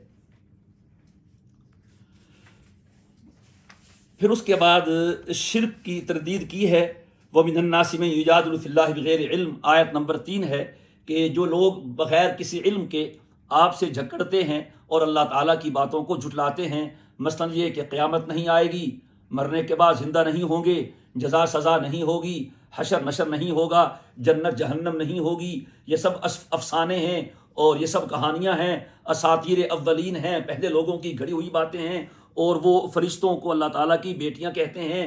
یہ مشرکین اس میں پیش تھے، اور نضر بن حارث بدبخت تھا، وہ ایسی باتیں گھڑنے میں پیش تھا۔ من یجادل فی اللہ، جو اللہ کے بارے میں آپ سے جھگڑتا ہے، اس کا مصداق وہ ہے، اور جھگڑتا بھی بغیر علم کے ہے اور شیطان کی پیروی کرتا ہے۔ پھر آیت نمبر 5 کے شروع میں توحید کے دلائل کے ساتھ اور بعث بعد الموت کی دلیل کے طور پہ یہ حقیقت واضح کی، دلیل بھی بنائی کہ اگر تمہیں اس بات پہ تعجب ہو رہا ہے کہ جب تم لوگ ریزہ ہو جاؤ گے تو تم دوبارہ کیسے زندہ ہوگے، تم نے کبھی یہ زور کیا کہ تم پہلی مرتبہ کیسے زندہ ہوگے جب تم کچھ نہیں تھے؟ جس ذات نے تمہیں عدم سے وجود بخشا ہے اور تمہیں پیدا کیا ہے، تمہارا کوئی نمونہ نہیں تھا، کوئی تمہارا ڈیزائن نہیں تھا، تمہیں اس نے وجود بخش دیا۔ تو جو ذات پہلی مرتبہ بنانے پہ قادر ہے، اگر وہ کہتا ہے کہ میں دوبارہ بناؤں گا، اس پہ تعجب تو نہیں ہونا چاہیے، یہ تعجب کی بات نہیں، یہ تو عین ماننے والی بات ہے۔ پھر اللہ تبارک و تعالیٰ نے پہلی خلقت کو بیان کیا کہ ہم نے تمہیں مٹی سے بنایا ہے۔ مٹی سے مراد یہ کہ تمہارے باپ آدم کو مٹی سے بنایا، یا ہر انسان نطفے سے بنا ہے، اور نطفہ مٹی سے پیدا ہونے والی غذاؤں سے بنا ہے۔ تو یہ بھی صحیح ہے کہ نطفے سے بنا، نطفہ کھانے پینے والی اشیاء سے بنا، اور کھانے پینے والی اشیاء وہ مٹی سے نکلی ہیں۔ تو یہ بات بھی صحیح ہے کہ آدم بھی مٹی سے بنے اور ہر انسان بھی مٹی سے بنا۔ پھر وہ خون کا لوتھڑا بنا، پھر اس جمع ہوا خون بنا، پھر اس کا گوشت بنا دیا، پھر ہم نے تمہیں بنا دیا۔ تو اس طرح وہ بنا سکتا ہے، تو بنے ہوئے کو دوبارہ اٹھا دینا اس کے لیے کیا مشکل ہے؟ مخلقۃ و غیر مخلقہ، کہ پھر اس نے تمہیں مکمل شکل و صورت عطا کی یا نامکمل شکل و صورت عطا کی۔ مخلقہ کا ایک معنی کہ مکمل اعضاء بنا دیے اور وقت پہ پیدائش ہوئی، اور یا دوسرا مطلب یہ ہے کہ نامکمل اعضاء بنائے، کوئی عضو نہیں بنا، انگلی رہ گئی، ایک ہاتھ رہ گیا، ایک پاؤں نہیں بنا، یا وقت سے پہلے بچے کی پیدائش ہو گئی، یا اس کے رنگ شکل میں کوئی کمی باقی رہ گئی، تو مخلقہ ہر اعتبار سے مکمل بچہ اور غیر مخلقہ کسی بھی اعتبار سے نامکمل تخلیق۔ پھر ہم نے تمہیں ارذل عمر تک پہنچا دیا۔ ارذل عمر کے بارے میں پہلے سورہ نحل میں بات ہو چکی ہے، مراد ناکار آمد عمر، یعنی جو بڑھاپے کی انتہا کو پہنچ جائیں پھر وہ ارذل عمر کو پہنچ جاتے ہیں، اور ارذل عمر میں یہ ہے کچھ نہیں کر سکتے، بس کچھ نہیں، صرف سانس آ رہا ہوتا ہے۔ تو یہ اللہ تعالیٰ نے انسان کی دنیاوی زندگی کی حقیقت کو بیان فرمایا۔ پھر آگے اللہ نے بارش کا ذکر کیا کہ ہم نے زمین پہ پانی برسایا، پھر زمین لہلہاتی ہوئی شاخوں والی ہو گئی، ہر طرح سے رونق آ گئی۔ ذالک بان اللہ هو الحق وانہ یحیی الموتى وانہ علی کل شیء قدیر، کہ یہ باس بعد الموت کی دلیل ہے، وہ اللہ جو بنجر اور مردہ زمین کو زندہ کر دیتا ہے، اور وہ مردہ زمین دیکھتے ہی دیکھتے سرسبز و شاداب ہو جاتی ہے، اس میں لہلہانے والے کھیت رونق پیدا کر رہے ہوتے ہیں، تو وہ اللہ مردوں کو زندہ کرنے پر بھی قادر ہے۔ پھر اللہ تبارک و تعالی نے اگلی آیت میں ارشاد فرمایا وَأَنَّ السَّاعَةَ آتِيَةٌ لَا رَيْبَ فِيهَا، کوئی شک نہ کرو قیامت آ کے رہے گی۔ وَأَنَّ اللَّهَ يَبْعَثُ مَن فِي الْقُبُورِ، سورت کی آیت نمبر 7، اور اللہ تعالیٰ اٹھائے گا ان لوگوں کو جو قبروں میں ہے۔ اس نے واضح کر دیا کہ دوبارہ زندہ ہونے کی صورت یہ ہوگی کہ اللہ تعالیٰ مردوں کو انہی قبروں سے اٹھائیں گے جہاں ان کو دفن کیا گیا تھا۔ اگر دفن نہ کیا گیا ہو تو جہاں جس کے اعضاء پہنچے تھے وہ خالق قادر ہے، وہیں اس کی قبر بن جاتی ہے، اور جب سور پھونکا جائے گا تو وہیں سے وہ اٹھ کھڑا ہوگا۔ دوسرے رکوع میں سورت کے آیت نمبر 11 ہے وَمِنَ النَّاسِ مَن يَعْبُدُ اللَّهَ عَلَى حَرْفٍ، کچھ لوگ ایسے ہیں جو ایک طرف ہو کے اللہ تعالیٰ کی عبادت کرتے ہیں۔ ہجرت مدینہ منورہ کے بعد بعض ایسے لوگ تھے جن کے ایمان میں پختگی نہیں تھی، کشمکش تھے، ڈاماڈول تھے، لا الہ الا ولا الہ الا مذبذبین بین ذالک مصداق ہوں گے۔ اسلام لے آئے، اگر کوئی منفعت حاصل ہو جاتی تو اسلام کی تعریف کرتے، اسلام بڑا اچھا ہے، دیکھو اسلام سے یہ فائدہ ہوا، اسلام سے یہ فائدہ ہوا۔ اگر کوئی پریشانی لاحق ہو جاتی تو پھر اسلام سے بدظن ہو جاتے اور اسلام کے بارے میں طرح طرح کی باتیں کرتے۔ اللہ بچائے، کچھ لوگ آج بھی ایسے پائے جاتے ہوں گے، تو ان کے بارے میں فرمایا خسرت دنیا والآخرہ، یہ لوگ مؤمن نہیں ہیں، یہ دنیا آخرت کے خسارے کا مصداق ہیں، اور یہ بہت بڑا گھاٹا ہے، بہت بڑا نقصان ہے۔ آیت نمبر 13 میں اللہ تبارک و تعالی نے مشرکوں کے شرک اور ان کے معبودوں کے بارے میں فرمایا کہ بتوں سے جو تم نفع کی امید رکھتے ہو یہ ایک وہم ہے، یہ ایک وہم ہے، تمہارے پاس کوئی دلیل نہیں، جبکہ بتوں کو پوجنے کا، ان کو معبود بنانے کا، انہیں اللہ کے ساتھ شریک ٹھہرانے کا جو نقصان ہے وہ قطعی اور یقینی اور حق ہے۔ تواتر کے ساتھ یہ بات آ رہی ہے، اور ہر آسمانی کتاب میں یہ بات ہے، اور ہر نبی کی تعلیمات میں یہ بات ہے۔ لہذا تم ایک وہمی بات پر ایک قطعی اور یقینی بات کو چھوڑ رہے ہو، لہذا جب قیامت کا دن ہوگا تو پھر تم لوگ خود کہو گے لبئس المولا ولبئس العشیر، کہ یہ مددگار بھی برا ثابت ہوا اور یہ ساتھی بھی برا ثابت ہوا۔ آیت نمبر 15 میں من کان یظن ان لن ینصرہ اللہ فی الدنیا والآخرہ، یہ بھی کفار کی تردید میں اور شرک کی تردید میں یہ بات فرمائی جا رہی ہے کہ جو آدمی اسلام قبول کرنے کے بعد اللہ تعالیٰ کی رحمت سے مایوس ہو کر غیر اللہ کی طرف دیکھنا شروع کر دیتا ہے، اور پھر وہ اپنی اس احمقانہ حرکت کے نتیجے میں اور حصول کامیابی میں اس شخص کی طرح ہو جاتا ہے جو حصول مقصد کے لیے ایک بلندی کی طرف لٹکتی ہوئی رسی پہ لٹکنا شروع کر دے۔ اب خطرہ بھی ہے رسی ٹوٹ جائے یا یہ خود گر جائے، اور پھر تھوڑی ہی دیر کے بعد وہ خود اس رسی کو کاٹ دے، تو پہلے توقع کی جا سکتی تھی کہ رسی سے لٹک کر یہ شخص منزل پر پہنچ جائے گا اور اپنا مقصد حاصل کر لے گا، لیکن اس نے جب اپنے ہاتھ سے رسی کاٹ ڈالی، اس کی یہ توقع ہی ختم ہو گئی۔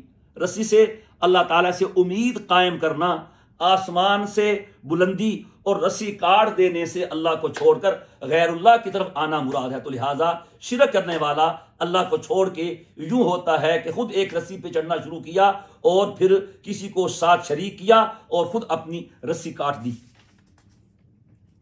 इसके बाद आयत नंबर, इससे अगली आयत है, उससे अगली आयत में मजूस का जिक्र किया है कि मजूस कौन लोग हैं। मजूस वो हैं जो दो खुदा मानते थे, खालिक खैर और खालिक शर। खैर के खालिक को यज़दान कहते थे और शर के खालिक को अहरमन कहते थे। शाह अब्दुल कादिर रहमतुल्लाह ताला लिखते हैं कि मजूस आग को पूजते हैं और एक नबी का नाम भी लेते हैं। तो ये मालूम नहीं हो सका कि वो जो आग को पूजने का काम इन्होंने नबी के ज़माने में ही शुरू कर लिया था या उनके जाने के बाद शुरू किया। ज़ाहिर है नबी के ज़माने में तो शुरू नहीं किया होगा। तो ये लिखते हैं कि ये नबी के जाने के बाद आग के पुजारी बने हैं, या ये नबी को मानने का नाम जो लेते हैं यही गलत लेते हैं, क्योंकि कोई भी नबी अल्लाह ताला कोई भी नबी वो आग को गैरुल्लाह को पूजने का न हुक्म दे सकता है और न उसको बर्दाश्त कर सकता है।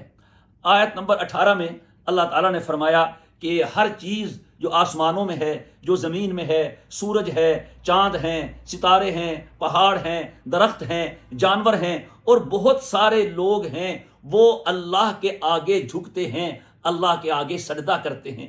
एक तो सजदा तकवीनी है, उसके आगे झुकना, उसकी बात मानना कि हर मखलूक पाबंद है अल्लाह की उस कुदरत के आगे।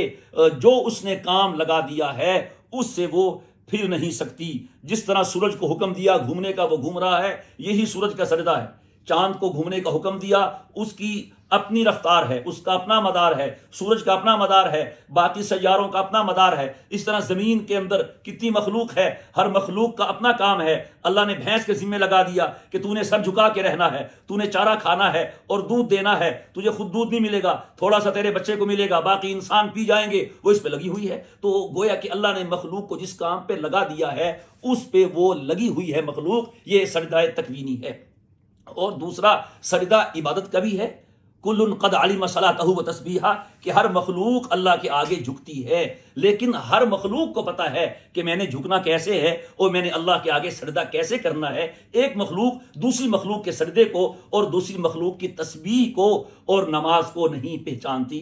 अल्लाह ताला हर मखलूक की तस्बीह को और सजदे को पहचानते हैं। तो बहरहाल सजदा तकवीनी भी मुराद हो सकता है। अब इंसान का सजदा तकवीनी क्या कि अल्लाह ताला ने उसके लिए लिख दिया है कि उसको नींद आनी है, उसको बैतुल खला जाना है, उसने मुंह से खाना है, कान से सुनना है। तो ये तकवीनी उमूर में जो पाबंदियां हैं यही उसके हुक्म के आगे सर झुकाना है।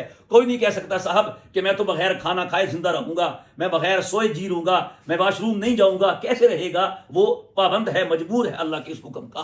तो ये भी सजदा है। और दूसरा जो लोग सजदा करते हैं, कितने इंसानों में से जो सजदा करते हैं और कितने हैं जो सजदा नहीं करते। तो यहाँ इसी आयत को बयान किया गया। तफसील होगी इस बारे में आगे। आयत नंबर 19 है कि ये दो गिरोह अल्लाह ताला के सामने झगड़ा करेंगे। हादानी खसमान, दो गिरोह हैं, दो झगड़ने वाले हैं जो अल्लाह ताला के सामने झगड़ेंगे। इससे एक तो मुराद ये है कि हर मुमिन और हर काफिर है वो अल्लाह ताला से झगड़ा करेगा, क्योंकि काफिर एक फरीक है और मुसलमान दूसरा फरीक है। या ये है कि अहले किताब और अहले ईमान के बारे में है कि उनका आपस में झगड़ा होगा, या जिन अहले हक और अहले बातिल का दुनिया में कोई आपस में मुकाबला मुनाजरा हुआ था वो आखिरत में भी अल्लाह ताला के सामने अपना आखिरी मुनाजरा और झगड़ा करेंगे। सही बुखारी में रिवायत है, हजरत अली रज़ी अल्लाह ताला अन्हु फरमाते हैं कि इससे मुराद मुबारिज़ीन बद्र हैं कि ग़ज़वा बद्र में जब कुफ़ार और मुसलमानों की तरफ से दो जमातें आमने सामने हुई और हर में मुबारिज़ के नारे लगे।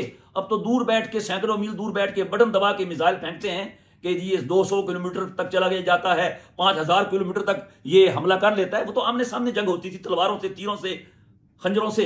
तो खैर, तो मुसलमानों की तरफ से जिन्होंने मुबारजा किया, यानी हल में मुबारिज कौन है मुकाबले में, तो मुसलमानों की तरफ से हजरत अली थे, हजरत हमजा थे, हजरत उबैदा बिन हारिस रज़ी अल्लाह ताला अन्हुम थे, और कुफार की तरफ से उतबा बिन रबिया, शैबा बिन रबिया और वलीद बिन उतबा थे। ये गोया कि ये दो गिरोह हैं, इन्होंने आपस में मुबारजा किया था। तो क़यामत के दिन भी इनका आपस में मुकाबला होगा और इनका आपस में मुबारजा होगा।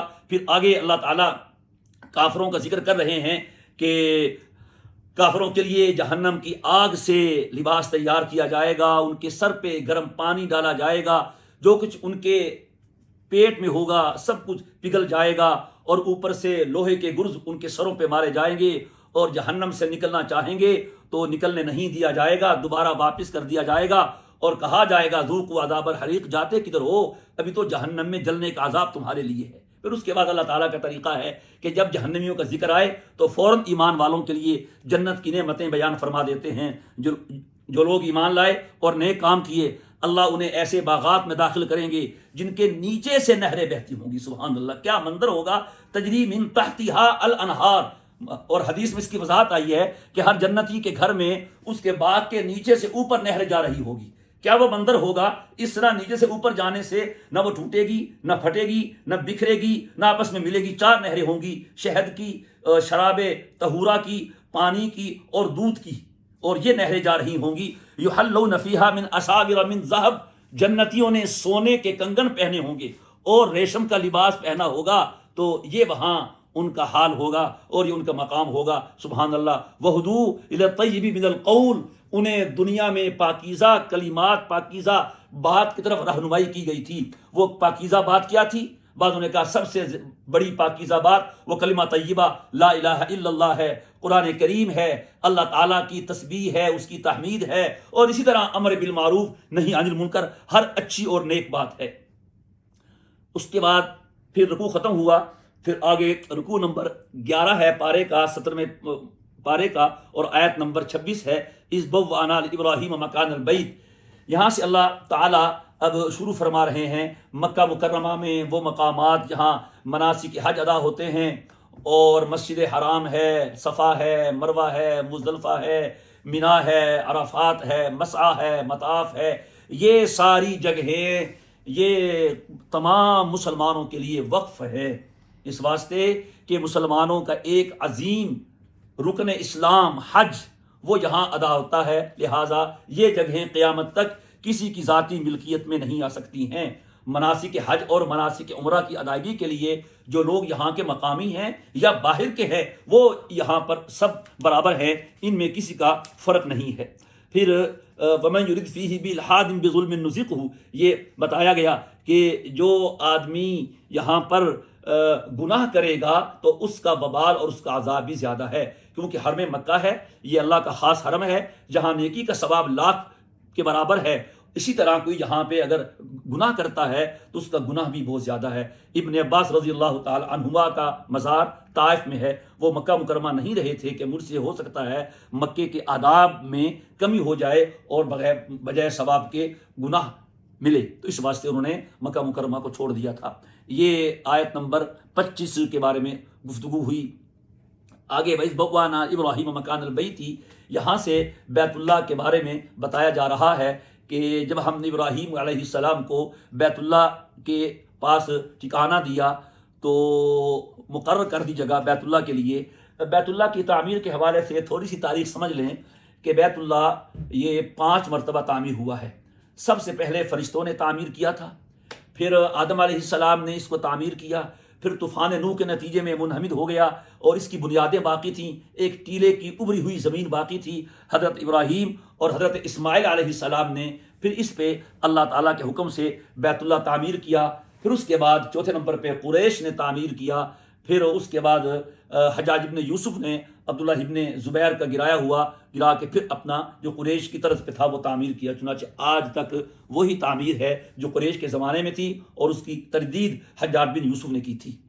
تو یہ اس کے بارے میں ذکر فرمایا، وَطَاهِرْ بَيْتِيَ لِلطَّائِفِينَ وَالْقَائِمِينَ وَالرُّكَّعِ السُّجُودِ، حکم ہے ابراہیم علیہ السلام کو اور بعد کے تمام متولیین کو کہ بیت اللہ کو پاک کرو، طواف کرنے والوں کے لیے اور وہاں اعتکاف کرنے والوں کے لیے، قیام اور رکوع اور سجدہ کرنے والوں کے لیے پاک و صاف کرنا، ہر قسم کی آلائش سے، ہر قسم کی گندگی سے۔ یہ ظاہری ناپاکی الحمدللہ وہاں اس کا خوب خیال رکھا جاتا ہے، خوب، بالکل کسی بھی طرح سے بھی وہاں گندگی نہیں آنے دی جاتی، اتنے لاکھوں لوگوں کے ہوتے ہوئے یہ ان کا کام جو ہے قابل تحسین ہے، اللہ انہیں اس کی جزائے خیر عطا فرمائے۔ اور باطنی گندگیوں سے پاک کرو، کفر سے، شرک سے، بدعات سے، خرافات سے، تو الحمدللہ اللہ کا گھر اس سے بھی وہاں ان گندگیوں سے بھی پاک ہے، کفر و شرک، بدعات، خرافات وہاں نہیں ہیں۔ پھر وَأَذِّن فِي النَّاسِ بِالْحَجِّ آیت نمبر 27 میں فرمایا گیا، جب اللہ تعالیٰ کے حکم سے ابراہیم علیہ السلام نے اور اسماعیل علیہ السلام نے بیت اللہ کو تعمیر کر لیا، تو اب حکم ہوا وَأَذِّن فِي النَّاسِ بِالْحَجِّ، اے میرے ابراہیم اب بیت اللہ تعمیر ہو گیا ہے، اب لوگوں میں اعلان کرو۔ کیا اعلان کرو؟ کہ اللہ کا گھر بن گیا ہے، لہذا تم نکلو آ کے اس کا حج کرو اور اس کا عمرہ کرو۔ بعض روایات میں آتا ہے ابراہیم علیہ السلام نے کہا اے اللہ اعلان تو میں کر دوں گا، لیکن میرا اعلان کہاں پہنچے گا؟ تو اللہ پاک نے فرمایا میرے خلیل اعلان کرنا تمہارا کام ہے اور اپنے بندوں کے کانوں میں آواز پہنچا دینا میرا کام ہے۔ چنانچہ اس وقت جو حضرت ابراہیم علیہ السلام کا زمانہ تھا، جتنے لوگ دنیا میں موجود تھے تو سب کے کانوں میں وہ آواز گئی۔ وہ کیا آواز تھی؟ کہ اے اللہ کے بندو، اللہ کا گھر تعمیر ہو گیا ہے، لہٰذا تم حج کے لیے اور عمرے کے لیے اس گھر میں آؤ۔ اور جو لوگ جیسے ہم لوگ ہیں اس وقت دنیا میں نہیں آئے تھے، عالم ارواح میں تھے، تو اللہ تعالیٰ نے عالم ارواح میں ہر کسی کے کان میں یہ آواز پہنچا دی تھی، اور اس آواز کے نتیجے میں جس نے بیت اللہ آنا تھا اس نے لبیک کہا، اور جس نے جتنی مرتبہ وہاں کی حاضری دینی تھی حج کے لیے، عمرے کے لیے، اتنی مرتبہ اس نے لبیک کہا۔ اب وہاں کی جو حاضری ہے در حقیقت اسی لبیک کا جواب ہے جو ابراہیم علیہ السلام کے اعلان کے مقابلے میں روحوں نے اور لوگوں نے پڑھا تھا۔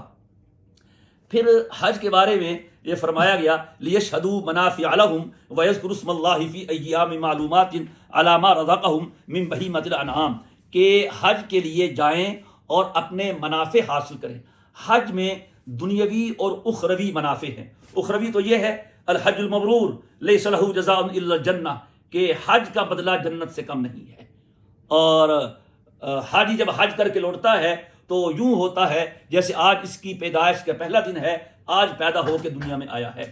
اور دنیا کا فائدہ یہ ہے، حدیث پاک میں ہے کہ حاجی کبھی فقیر نہیں ہوتا، اور کبھی پوری دنیا میں جب سے انسانیت کا وجود ہوا ہے اس وقت سے آج تک دیکھ لیں کہ کس نے حج کیا ہو اور حج کے خرچوں کی وجہ سے وہ مقروض ہو گیا ہو، محتاج ہو گیا ہو۔ ایسی تو سینکڑوں ہزاروں مثالیں ہیں کہ حج کرنے سے حاجی مالدار ہو گیا، اس میں اللہ نے اس کے فقر کو تمغری سے بدل دیا، جبکہ حج کے علاوہ شادی کر کے، بیاہ کر کے، اپنا گھر بنا کے کتنے لوگ زندگی بھر مقروض رہتے ہیں، قرضہ نہیں اتار پاتے، لیکن ایک مثال نہیں پیش کر سکتا کہ کس نے حج کیا ہو اور حج کی وجہ سے وہ مقروض ہو گیا ہو۔ تو یہ ہے اس کا لیشهدوا منافع لهم، اپنے منافع کی جگہ میں حاضر ہوں اور اللہ تعالیٰ کا ذکر کریں معلوم دنوں میں جو ایام منا ہیں، تشریق کے ایام ہیں، علی ما رزقهم من بہیمۃ الانعام، جو جانور ہیں جو اللہ نے انہیں دیے ہیں۔ حج میں 3 طرح کا حج ہے، حج قران ہے، تمتع افراد ہے۔ قران میں حج اور عمرہ ایک ساتھ ہوتا ہے ایک احرام میں، تمتع بھی حج بھی ہوتا ہے، عمرہ بھی ہوتا ہے لیکن الگ الگ احرام سے، اور افراد میں صرف حج ہوتا ہے ایک ہی احرام میں۔ تمتع اور قران میں قربانی بھی واجب ہے اور افراد میں قربانی واجب نہیں ہے۔ اور یہ جو قربانی کا گوشت ہے تمتع کا، افراد کا، در حقیقت یہ دم شکر ہے۔ اس کے بارے میں فرمایا گیا کہ فَكُلُوا مِنْهَا وَأَطْعِمُوا الْبَائِسَ الْفَقِيرَ، کہ خود بھی کھاؤ اور فقیروں کو سب کو کھلاؤ۔ پھر چونکہ آگے فرمایا ثُمَّ لِيَقْضُوا تَفَثَهُمْ، پھر اپنا میل کچیل دور کر لو۔ یعنی جب حاجی حج کرتا ہے تو وہ احرام اس نے باندھنا ہوتا ہے 3 دن تو لازمی، 8 کو باندھتا ہے، 9 کو، 10 کو پھر کھلتا ہے، بعضوں کا 11 کو کھلتا ہے، بعضوں کا 12 کو کھلتا ہے، بہرحال تو 3 دن تو ہوتے ہی ہیں۔ تو 3 دن میں بہت سے ایسے کام جو آدمی عام حالات میں نہ صرف جائز بلکہ مستحب ہوتے ہیں، احرام کی بسقط واجب بھی ہوتے ہیں، لیکن احرام کی وجہ سے وہ کام ممنوع ہو جاتے ہیں۔ ناخن کاٹنا، بال تراشنا، خوشبو لگانا، صابن استعمال کرنا وغیرہ وغیرہ، جب یہ کام نہیں کرے گا آدمی تو ظاہر ہے اس کے نتیجے میں بدن میں وہ میل تو آئے گا جو عام دنوں میں نہیں ہوتا۔ اس واسطے فرمایا کہ وہ جب حج کے کام کر لے، قربانی کر لے اور پھر اپنا میل کچیل دور کریں، احرام کی پابندیاں ختم ہو گئیں، احرام کھولیں، غسل کریں، خوشبو لگائیں اور اپنی صفائی ستھرائی کو حاصل کریں۔ اب صرف یہ دن تھے احرام کے، باقی دن صفائی ستھرائی کی ہیں۔ پھر آگے فرمایا وَلْيُوفُوا نُذُورَهُمْ، اپنی نظروں کو پورا کرو۔ وہاں پہ نظر منت کو کہتے ہیں. اگر کسی نے کوئی خود اپنی منت مانی ہے میں وہاں یہ کروں گا اس کو پورا کرو، یا کسی نے یہاں قربانی کرنے کی ذمہ داری سونپی ہے وہ پوری کرو. یا بعض حضرات نے کہا ہے یہاں پر نذور جو ہے یہ اس سے منتیں مراد نہیں بلکہ حج کے مناسک مراد ہیں، اور جو آپ نے تلبیہ پڑھ کے اپنے اوپر حج واجب کیا تھا وہ آپ کی نظر بن گئی، تو اب حج کے جو باقی کام ہیں وہ آپ پورے کریں. اور آگے فرمایا وَلْيَطَّوَّفُوا بِالْبَيْتِ الْعَتِيقِ، اللہ کے اس گھر کا طواف کریں جو عتیق ہے. عتیق کے بہت سے معنی ہیں اور عجیب اتفاق ہے سارے معنی یہاں فٹ آتے ہیں بیت اللہ پہ. عتیق کا معنی قدیم، پرانا، معزز، مکرم، قابل تکریم، آزاد، تو سارے معنی بیت اللہ شریف پہ صادق آتے ہیں. یہ معزز گھر ہے، احترام والا گھر ہے، اور یہ پرانا گھر ہے، اول بیت وضع للناس ہے. پھر اس کے بعد اللہ تعالیٰ نے فرمایا ہے آیت نمبر 30 کے ضمن میں کہ تم جو آدمی اللہ تعالیٰ کی عزت والی چیزوں کا احترام کرے گا، بیت اللہ شریف کا، عرفات کا، مینا کا، مزدلفہ کا، صفا کا، مروہ کا، قربانی کے جانوروں کا، قرآن کریم کا، مساجد کا، تمام احکام الہیہ کا جو دل سے ادب و احترام کرتا ہے تو اللہ تعالیٰ کی طرف سے اس کو دنیا اور آخرت میں اس کا اچھا بدلہ ملتا ہے. قربانی کے جانوروں کو بھی حرمات اللہ میں شامل کیا ہے.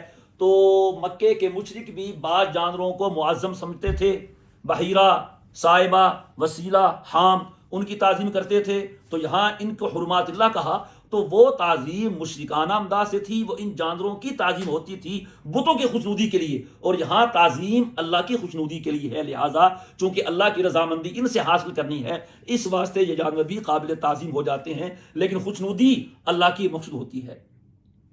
پھر آگے شرک کی مذمت بیان کی جا رہی ہے آیت نمبر 31 میں، حنفاء للہ غیر مشرکین بھی، کہ تم اللہ کے ہو کے رہو، اسی کے لیے یکسو ہو جاؤ اور اس کے ساتھ کسی کو شریک نہ ٹھہراؤ. آگے پھر شرک کی مذمت بیان کی ہے کہ جو آدمی اللہ کے ساتھ کسی کو شریک ٹھہراتا ہے تو وہ آسمان توحید کی معنوی بلندی سے شرک کی پستی میں جا گرتا ہے. گویا توحید وہ آسمان کی بلندی کی مثال ہے اور شرک اسفل سافلین کی زمین سے نیچے کی مثال ہے. تو گویا کہ شرک کرنے والا وہ توحید کی معنوی بلندی سے گر کر وہ پستی میں آ جاتا ہے. اور اسی طرح ایک اور اس کی مثال بیان کی ہے، او تہوی بہ الریح فی مکان صحیق، یا یہ ہے کہ وہ نیچے شیطان ایک تیز ہوا کے ساتھ اس کو اڑا لے جاتا ہے، پھر وہ اس کو نیچے گرائے گا اور پھر وہاں اس کی واپسی وہاں سے ممکن نہیں ہوگی، اور پھر اس کو پرندے بھی نوچیں گے یا ہوا میں وہ نیچے گر جائے گا. خلاصہ یہ کہ جو آدمی شرک میں مبتلا ہو جاتا ہے تو پھر وہ اس میں ایسا پھنستا ہے کہ وہ ہلاک تو ہو سکتا ہے، اس کی واپسی عام حالات میں ممکن نہیں ہوتی، الا ماشاء اللہ، اللہ تعالیٰ جس کی چاہے اس کی واپسی ہو جاتی ہے. یہاں پر توحید، آسمان سے توحید کی معنوی بلندی مراد لی گئی، اور پستی میں گرنا، شرک میں مبتلا ہونا اسے تعبیر کیا گیا، اور پرندوں کے اچک کر لے جانے کو ناجائز خواہشات کا اسیر اور قیدی ہو جانا، اور ہوا کے دور دراز جگہ میں پھینک دینے سے شیطان کا اس پہ مکمل طور پہ حاوی ہو جانا مراد ہے. یہ کتنی بلیغ تشبیہ ہے جس سے لوگوں کو سمجھایا گیا ہے. ذالک ومن یعظم شعائر اللہ فإنها من تقوی القلوب، جو اللہ کے شاعر کی تعظیم کرتا ہے تو یہ کام دلوں کے تقوی کی بنا پہ ہوتا ہے. شعائر جمع ہے شعیرہ کی، شعیرہ کا معنی لغت میں علامت ہوتا ہے، نشانی، اور کسی بھی مذہب کی یا کسی جماعت کی خاص علامت جس سے وہ پہچانا جائے اس کو شاعر کہتے ہیں. جیسے شاعر اللہ یا شاعر اسلام، اس سے وہ اعمال یا وہ چیزیں مراد ہیں جو اسلام کی یا مسلمانوں کی خاص علامتیں سمجھی جاتی ہیں. اذان کو بھی شاعر اللہ کہا گیا ہے، اور حج کے اکثر افعال اور مناسک وہ شاعر اللہ میں داخل ہیں. شاعر اللہ کی تعظیم شرک نہیں ہے، بلکہ یہ تو دل کے تقوی کی وجہ سے ہوتی ہے. یہ کسی غیر اللہ کی تعظیم نہیں ہے بلکہ اللہ کے شاعر کی تعظیم ہے، تو اللہ کی وجہ سے ہوتی ہے. تو جس کے دل میں جتنا تقوی ہوگا وہ اتنا ہی ان کی تعظیم کرے گا. لکم فیہا منافع الی اجل مسمى ثم محلها الی البیت العتیق، جانوروں سے فوائد حاصل کرنا ہوتا ہے، مثلا جانوروں پہ سواری کرنا، ان کے دودھ دھونا، ان پہ سامان لاد کے نقل و حمل کا کام لینا، ان کی اون کاٹنا، سب جائز ہے. لیکن جب کوئی حاجی یا عمرہ کرنے والا اپنے جانور کو قربانی کے لیے نامزد کر کے ہدی بنا لے تو پھر اس جانور سے کسی قسم کا فائدہ حاصل کرنا جائز نہیں ہوتا، پھر اس کو حدود حرم میں ذبح کرنا ضروری ہوتا ہے، تو اس سے پھر اس کا جو منافع ہے وہ ختم ہو جاتا ہے۔ وَلِكُلِّ أُمَّةٍ جَعَلْنَا مَنسَكًا، آیت نمبر 34، رکوع نمبر 12۔ ہم نے ہر امت کے لیے منسک بنایا ہے۔ منسک کا ایک معنی قربانی کیا گیا ہے، اور اس کا دوسرا معنی افعال حج بھی کیا گیا ہے، اور یہ مطلق عبادت کے معنی میں بھی استعمال ہوتا ہے۔ خلاصہ یہ کہ منسک کے 3 معنی ہوئے، قربانی، افعال حج اور عبادت۔ یہاں تینوں معنی مراد لیے جا سکتے ہیں۔ اکثر حضرات نے یہاں قربانی والا معنی مراد لیا ہے کہ اللہ تعالیٰ نے ہر امت کو قربانی کا حکم دیا ہے، یہ کوئی نیا حکم نہیں ہے، اور تاریخ پڑھیں، ہر امت قربانی کرتی آئی ہے۔ کچھ لوگوں نے قربانی اللہ کو چھوڑ کے بتوں کے نام پہ کی ہے، لیکن اللہ کا حکم یہ رہا ہے کہ قربانی صرف اور صرف اللہ کی خوشنودی حاصل کرنے کے لیے اور اللہ کی رضا کے لیے ہوگی۔ غیر اللہ کی خوشنودی حاصل کرنے کے لیے جانوروں کو ذبح کرنا یہ اس جانور کو حرام کر دے گا، اور یہ عمل شرک قرار پائے گا۔ پھر آگے فرمایا فَكُلُوا مِنْهَا وَأَطْعِمُوا الْقَانِعَ وَالْمُعْتَرَّ، یہ قربانی کا جو گوشت ہے جبکہ وہ جنایت کی نہ ہو تو فَكُلُوا مِنْهَا، خود بھی کھاؤ اور قانے کو بھی کھلاؤ اور معتر کو بھی کھلاؤ۔ قانے اور معتر گویا کہ فقراء ہی کی 2 قسمیں ہیں۔ قانے کا ایک معنی جو قناعت کرنے والا ہے، مانگتا نہیں ہے، بس جو دے دے ٹھیک ہے، نہ دے تو بھی ٹھیک ہے۔ اور معتر وہ ہے جو مانگتا ہے، جس کے پاس تھوڑا بہت ہو یا نہ ہو لیکن وہ مانگنے کے مواقع تلاش کرتا رہتا ہے، زبان سے یا زبان حال سے وہ گویا کہ سوال کر ہی لیتا ہے۔ اور بعض کے ہاں قانے کا عام معنی جو قناعت کرنے والا ہے وہ ہے کہ کچھ ملنے پہ قناعت کر لیتا ہے، اور معتر وہ ہے جو قناعت نہیں کرتا، جیسے کہ آج کل کے مانگنے والے ہیں، ان کو جتنا بھی مل جائے اگلی دکان پہ چلے جائیں گے، خواہ کہیں سے ان کو 5000 بھی مل جائے پھر بھی آگے جائیں گے۔ تو قانے جو قناعت کر لیتا ہے، بس ٹھیک ہے کافی ہو گیا آج کے لیے، اور معتر جو آگے سے آگے مانگتا رہتا ہے۔ تو بہر اللہ پاک کہتے ہیں تم قانے کو بھی کھلاؤ اور معتر کو بھی کھلاؤ، یہ گویا کہ ہماری قربانی کا گوشت ہے، اسے کسی کو محروم نہ رکھو۔ ان اللہ یدافع عن الذین آمنوا، اس سے جو اگلی آیت ہے، آیت نمبر 39، اس سے چونکہ جہاد کی اجازت دینی ہے تو اس سے ایک آیت پہلے اللہ تبارک و تعالی مسلمانوں کو تمہید کے طور پہ یہ بتا رہے ہیں کہ تمہیں جو اللہ تعالیٰ نے روکا ہوا تھا کفار کے ساتھ جہاد کرنے سے، اب وہ انشاءاللہ تمہاری مدافعت کرے گا، تمہارا ساتھ دے گا، اور جو بھی خیانت کرنے والا کافر ہے اب اس کا داؤ نہیں چلے گا، کیونکہ اللہ تعالیٰ کسی بھی خائن کو اور کفور کو پسند نہیں کرتا۔ پھر آگے آیت نمبر 39 میں جو جہاد کی مشروعیت کی سب سے پہلی آیت ہے، اذن للذین یقاتلون بانہم ظلموا، کہ وہ لوگ جو صرف اسی بات پہ اپنے گھروں سے نکال دیے گئے کہ وہ یہی کہتے تھے کہ اللہ ہمارا رب ہے، نہیں یہ تو اور آیت، اذن للذین یقاتلون بانہم ظلموا، یہ ان لوگوں کو جن سے لڑا جا رہا ہے اب لڑنے کی اجازت دے دی گئی ہے۔ ان لوگوں کو جن سے لڑا جا رہا ہے اب ان کو لڑنے کی اجازت دے دی گئی ہے۔ مکی زندگی میں مسلمانوں نے کفار کی کتنی سختیاں برداشت کی، ان کے ظلم سہے، اور فاعفو وصفحو، حکم نہیں تھا زبان چلانے کا، حکم نہیں تھا ہاتھ اٹھانے کا، حالانکہ 10-12 مسلمان مل کے ایک تو ختم کر ہی سکتے تھے، 2-4 مل کے ایک تھپڑ تو لگا ہی سکتے تھے، لیکن وہاں مشق ہو رہی تھی۔ پھر ظلم اتنا بڑا کہ مسلمان وہاں اپنا وطن چھوڑ کے مدینہ آ گئے۔ اب یہ بڑی بات ہوتی ہے کہ آدمی اپنا گھر چھوڑ دے، بیوی بچوں کو چھوڑ دے، وطن چھوڑ دے۔ یہ ان کے مشرکین مکہ کے ظلم کا نتیجہ تھا کہ مسلمانوں کو اپنا وطن تک چھوڑنا پڑا۔ پھر یہاں آئے، مدینہ منورہ دار الاسلام بنایا، یہاں پھر کفار سے مقابلہ ہی رہا، اور اس سے وہ پھر باز نہیں آئے، کبھی بدر ہے، کبھی احد ہے، کبھی خندق ہے۔ تو پھر اللہ تبارک و تعالیٰ نے اس آیت کے ذریعے سے مسلمانوں کو اجازت دی ہے، اور ساتھ وعدہ کیا وَإِنَّ اللَّهَ عَلَىٰ نَصْرِهِمْ لَقَدِيرٌ، کہ اللہ تعالیٰ تمہاری مدد پہ پورا قادر ہے اور قدرت رکھتا ہے۔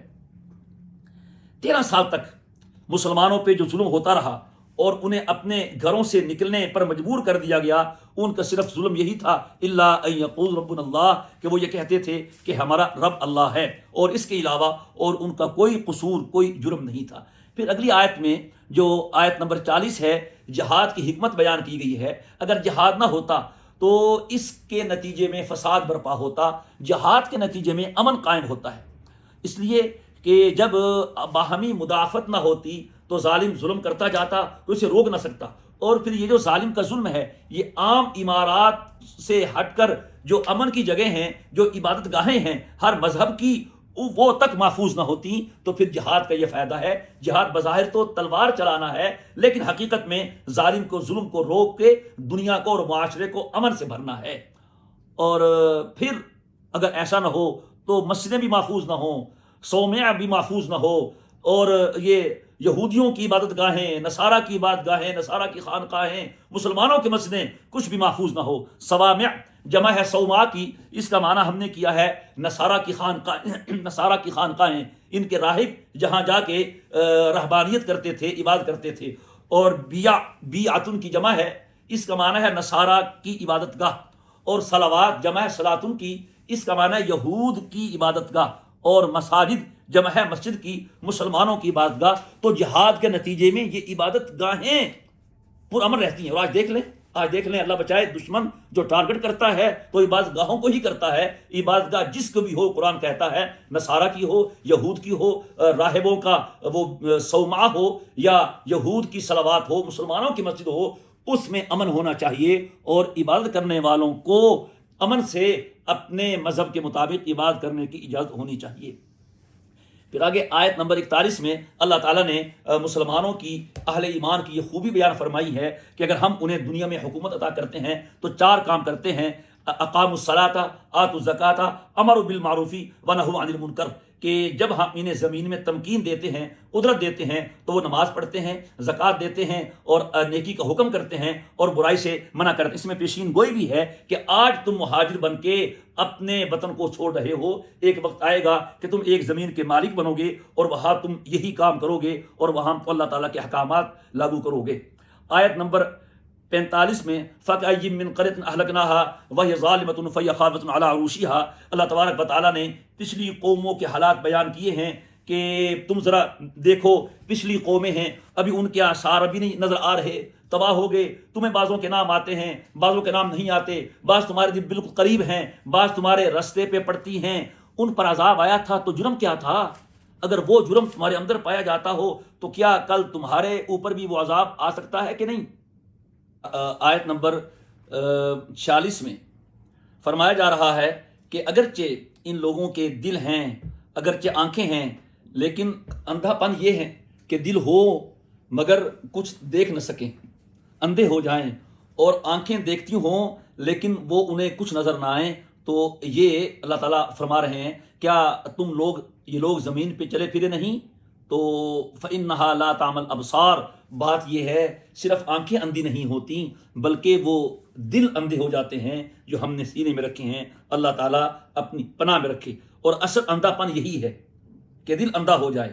اگرچہ آنکھیں دیکھتی ہوں لیکن دل اندھا ہو جائے، یہ اندھا پن ہے. تو اس سے اللہ تعالیٰ کی پناہ مانگنی چاہیے. پھر آیت نمبر 47 میں کہا جا رہا ہے ان لوگوں کو جو عذاب کی جلدی مچاتے تھے کہ عذاب کیوں نہیں آ رہا، جلدی آنا چاہیے، عذاب جلدی آنا چاہیے. تو یہ جواب دیا جا رہا ہے کہ تم جو عذاب کی جلدی مچا رہے ہو، تمہارے 1000 سال کا ایک دن بنتا ہے اللہ کے ہاں. لہذا تمہارے 1000 سال گزریں تو اللہ کا صرف ایک دن گزرے گا تو دیر کہاں سے ہوئی؟ آ جائے گا عذاب. اس وجہ سے جلدی مت کرو. یا دوسرا مضمون اس میں یہ ہو سکتا ہے کہ وہ 1000 برس کا ایک دن ہوگا. 1000 برس کا کام ہے قیامت کا جو اللہ ایک دن میں کر سکتا ہے، ایک دن میں کر لے گا. یا یہ ہے کہ قیامت کا جو دن ہے وہ حقیقت میں 1000 برس کا ہوگا، اپنی ہول ناکی کے باعث 1000 برس کے برابر محسوس ہوگا، یا حقیقت میں 1000 برس کا ہوگا. تو دونوں باتیں اس میں ہو سکتی ہیں. یہاں ایک بات سمجھنے کی ہے کہ سورہ معارج میں یہ کہا گیا ہے 50,000 سنہ کہ 50,000 سال کا ہوگا وہ دن، اور یہاں کہا گیا ہے کہ الف سنہ وہ 1000 سال کا ہوگا. تو اس میں پھر کیا بات صحیح ہوئی؟ اس کا جواب یہ ہے کہ اصل میں فرق ہوگا لوگوں کے اعتبار سے. جو بڑے بڑے مجرم ہوں گے ان کے لیے وہ دن بہت لمبا ہو جائے گا، اور ایسا ہوتا ہے. اور جو اللہ کے نیک لوگ ہوں گے ان کے لیے کم ہوتا جائے گا. حتیٰ کہ ایک حدیث میں یہ بھی آتا ہے کہ بہت سے اہل ایمان اور اہل تقویٰ ہوں گے، ان کے لیے ایک فرض نماز پڑھنے کے وقت میں جتنا وقت لگتا ہے اتنا دن قیامت کا ہوگا.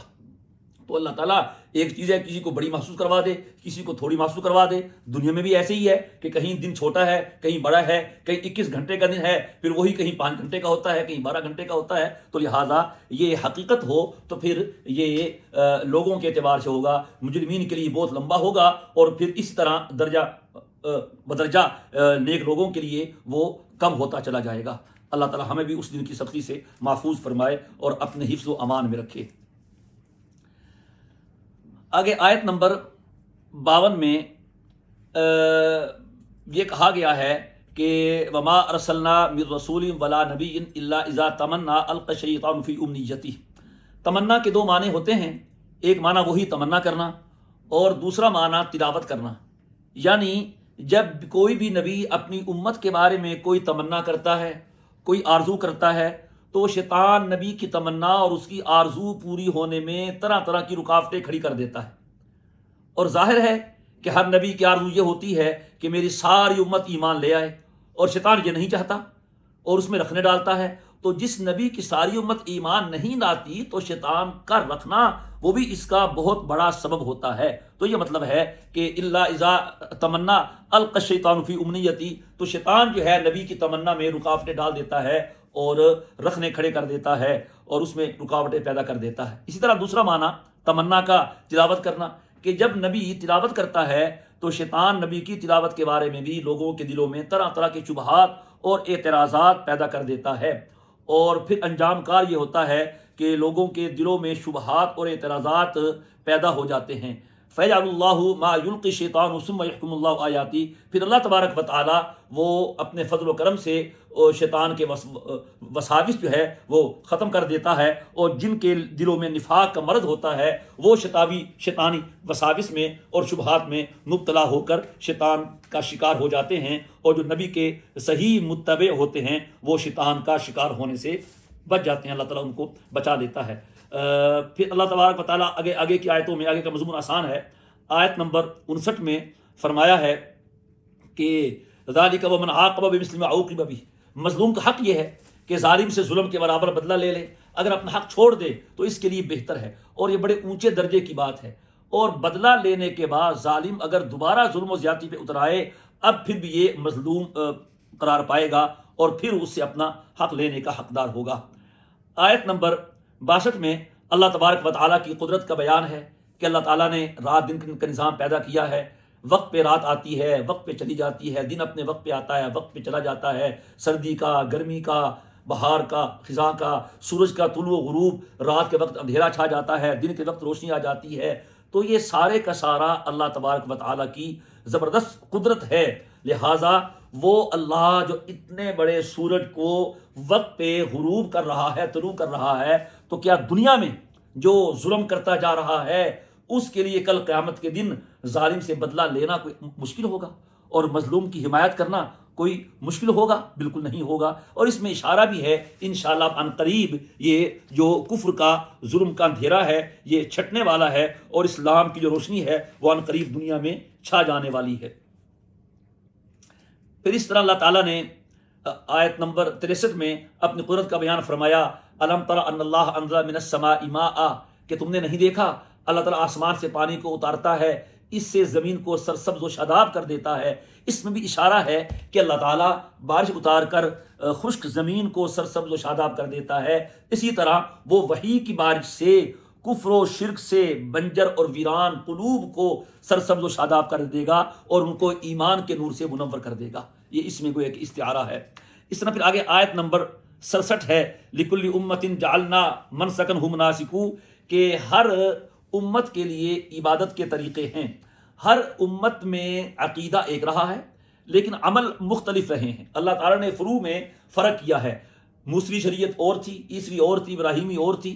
تو اگر نبی کریم علیہ الصلاۃ والسلام کے جو احکامات ہیں اور طریقہ عبادت ہے وہ موسوی دین سے یا عیسوی دین سے مختلف ہے تو یہ کوئی نزاع اور اختلاف کی بات نہیں، کیوں؟ ہر امت کے لیے عبادت کے طریقے اللہ نے بنائے ہی مختلف ہیں۔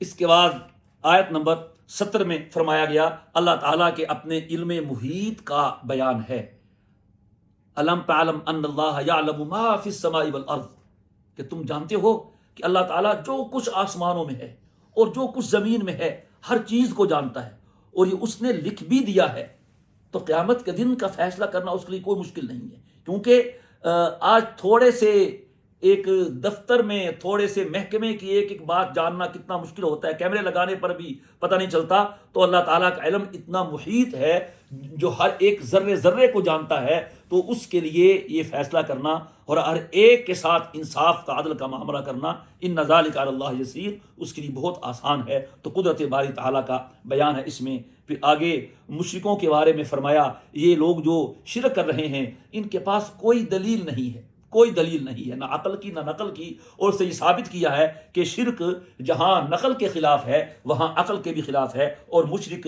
وہ عقلی طور پر بھی گویا کہ فارغ ہوتا ہے، اور جو علوم انبیاء سے، آسمانوں سے، پچھلے لوگوں سے نقل ہوتے آ رہے ہوتے ہیں ان سے بھی وہ ناواقف ہوتا ہے۔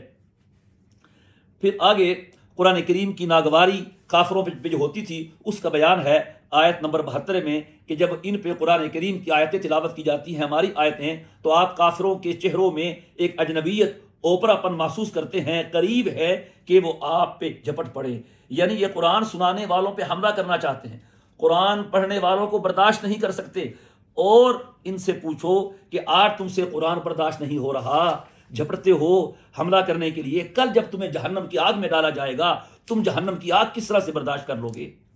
پھر آگے آیت نمبر 73 میں اللہ تعالیٰ نے مثال دی ہے کہ دنیا بھر کے معبودان باطلا کے بارے میں کہ یہ سب جمع ہو جائیں، ان سے کہو جتنے بھی تمہارے معبودان باطلا ہے جن کو تم اللہ کا شریک ٹھہراتے ہو، یہ کوئی ایک مل کے ایک مکھی ہی بنا دیں، اور مکھی بنانا تو دور کی بات ہے، کوئی مکھی ان سے کوئی چیز چھین کے لے جائے یا اس مکھی سے وہ چیز واپس نہیں لا سکتے۔ ان بے بس لوگوں کو تم نے معبود بنایا ہے جو سب مل کر مکھی سے بھی کمزور ہیں، اور ان کو پوجنے والا بھی ایسا بیوقوف ہے، ان بے بسوں کو، ان کمزوروں کو اللہ کے مقابلے میں کھڑا کیا ہے۔ ضعف الطالب والمطلوب، یہ طالب بھی کمزور ہے اور مطلوب بھی کمزور ہے۔ کیا دلیل دی ہے سبحان اللہ اپنی توحید پر۔ پھر آگے یعلم ما بین ایدیہم وما خلفہم، آگے اللہ یصطفی، آیت نمبر 75 میں فرمایا گیا کہ اللہ تعالیٰ قاصد بناتا ہے رسول فرشتوں میں سے بھی اور انسانوں میں سے بھی۔ کچھ رسول ہے جو انسانوں میں سے ہیں اور فرشتوں میں سے بھی کچھ رسول ہیں، ہر انسان رسول نہیں، ہر فرشتہ بھی رسول نہیں۔ انسانوں میں سے 313 رسول ہیں، باقی نبی ہیں، 1,24,000 کے قریب نبی ہیں۔ تو نبی اور رسول بنانا اللہ کا کام ہے، تمہارا کام نہیں۔ چنانچہ ہم نے جس کو چاہا فرشتوں میں سے رسول بنا دیا کہ وہ ہمارے پیغام لے کے ہمارے نبیوں تک پہنچائے یا ہماری مخلوق تک پہنچائے، تو لہٰذا یہ اللہ تعالیٰ کا اپنا کام ہے، اور تم یہ سوال نہیں کر سکتے کہ اس کو رسول کیوں بنایا، اس کو رسول کیوں نہیں بنایا۔ یا ایک اور بات سمجھ لیجیے، علماء طلبہ کے لیے عام طور پہ کہا جاتا ہے کہ رسول خاص ہے اور نبی عام ہے، رسول صاحب کتاب ہوتا ہے اور نبی کے لیے صاحب کتاب ہونا ضروری نہیں، لیکن اس آیت کے مطابق رسول عام ہے اور نبی خاص ہے۔ وہ کیسے؟ رسول بشر بھی ہو سکتا ہے اور فرشتہ بھی ہو سکتا ہے، اور نبی صرف بشر ہو سکتا ہے، فرشتہ نبی نہیں ہو سکتا۔ پھر اس کے بعد یہ آیت نمبر 78 ہے، پارے کی آخری آیت ہے، اس میں 2-3 باتیں اہم بیان کی گئی ہیں۔ پہلی تو جاہدوا فی اللہ حق جہادی، کہ اللہ تعالیٰ کے رستے میں جہاد کرو جیسے کہ جہاد کرنے کا حق ہے۔ سب سے پہلا جہاد وہ جہاد مع النفس ہے، جس اپنے نفس امارہ کے خلاف، جس کو جہاد مع نفس کہا گیا۔ پھر جہاد مع الکفار، اور تیسرا جہاد مع الشیطان۔ یہ تینوں قسمیں جہاد کے مفہوم میں داخل ہیں، لہٰذا نفس کی بات نہیں ماننی چاہیے، شیطان کے وسوسے میں نہیں آنا چاہیے، اور پھر کفار کے ساتھ ضرورت پڑنے پر جہاد کرنا چاہیے۔ پھر آگے ملت ابیکم ابراہیم ہوا سماکم المسلمین، حضرت ابراہیم علیہ السلام نے اس ملت کا نام مسلمان رکھا ہے، اور اس سے پہلے فرمایا ما جعل علیکم فی الدین من حرج، کہ اللہ نے تمہارے لیے دین میں کوئی حرج نہیں بنایا، یعنی اس ہمارے اسلام کے احکامات معتدل ہیں، اس میں سختی نہیں ہے، کوئی ایسا گناہ نہیں ہے کہ جو توبہ سے معاف نہ ہو، اور کوئی ایسا کام نہیں ہے جو انسانی طاقت سے بڑھ کر ہو، کوئی سخت حکم نہیں ہے۔ لہٰذا اگرچہ کچھ نہ کچھ تو مشقت ہوتی ہے، لیکن پھر بھی اس میں بہت نرمی اور آسانی ہے، کوئی حرج شدید لازم نہیں آتا اللہ کے حکم کو مانتے ہوئے اور اللہ کے رستے پہ چلتے ہوئے۔ آگے فرمایا کہ تمہارا نام مسلمان رکھا ہے، یہ پچھلی آسمانی کتابوں میں بھی نام تھا اور ابراہیم علیہ السلام نے بھی یہی نام رکھا ہے، اور پھر آگے آیت کے آخر میں وفی ھذا لیکون الرسول شہیدا علیکم وتکونوا شہداء علی الناس، اس میں نبی کریم علیہ الصلوۃ والسلام کے توسط سے اس امت کو جو اعزاز ملا ہے اس کو بیان کیا، فرمایا کہ دیگر اعزازات کے علاوہ یہ اعزاز بھی اس امت کو حاصل ہوا ہے کہ قیامت کے دن یہ امت پچھلے انبیاء کرام کے حق میں گواہی دے گی کہ انہوں نے اپنی اپنی امت کو اپنے اپنے زمانے میں اللہ کا پیغام پہنچایا تھا اور انہیں ہدایت کا رستہ دکھایا تھا اور انہیں سیدھے رستے پہ لانے کے لیے کوشش کی تھی۔ تو جناب نبی کریم صلی اللہ تعالیٰ علیہ وسلم اس امت کے حق میں گواہی دیں گے کہ میری امت صحیح اور سچی گواہی دے رہی ہے، جو کچھ یہ میری امت کہہ رہی ہے اس امت نے قرآن کریم سے پڑھ کے اور مجھ سے سن کے اور میری تعلیمات کے ذریعے سے یہ گواہی دی ہے۔ تو بہت بڑا اعزاز ہے کہ یہ امت پچھلی امتوں کے حق میں اور انبیاء کے حق میں گواہی دے گی، اور پھر نبی کریم علیہ الصلوۃ والسلام اس امت کے حق میں گواہی دیں گے۔ وآخر دعوانا ان الحمد للہ رب العالمین۔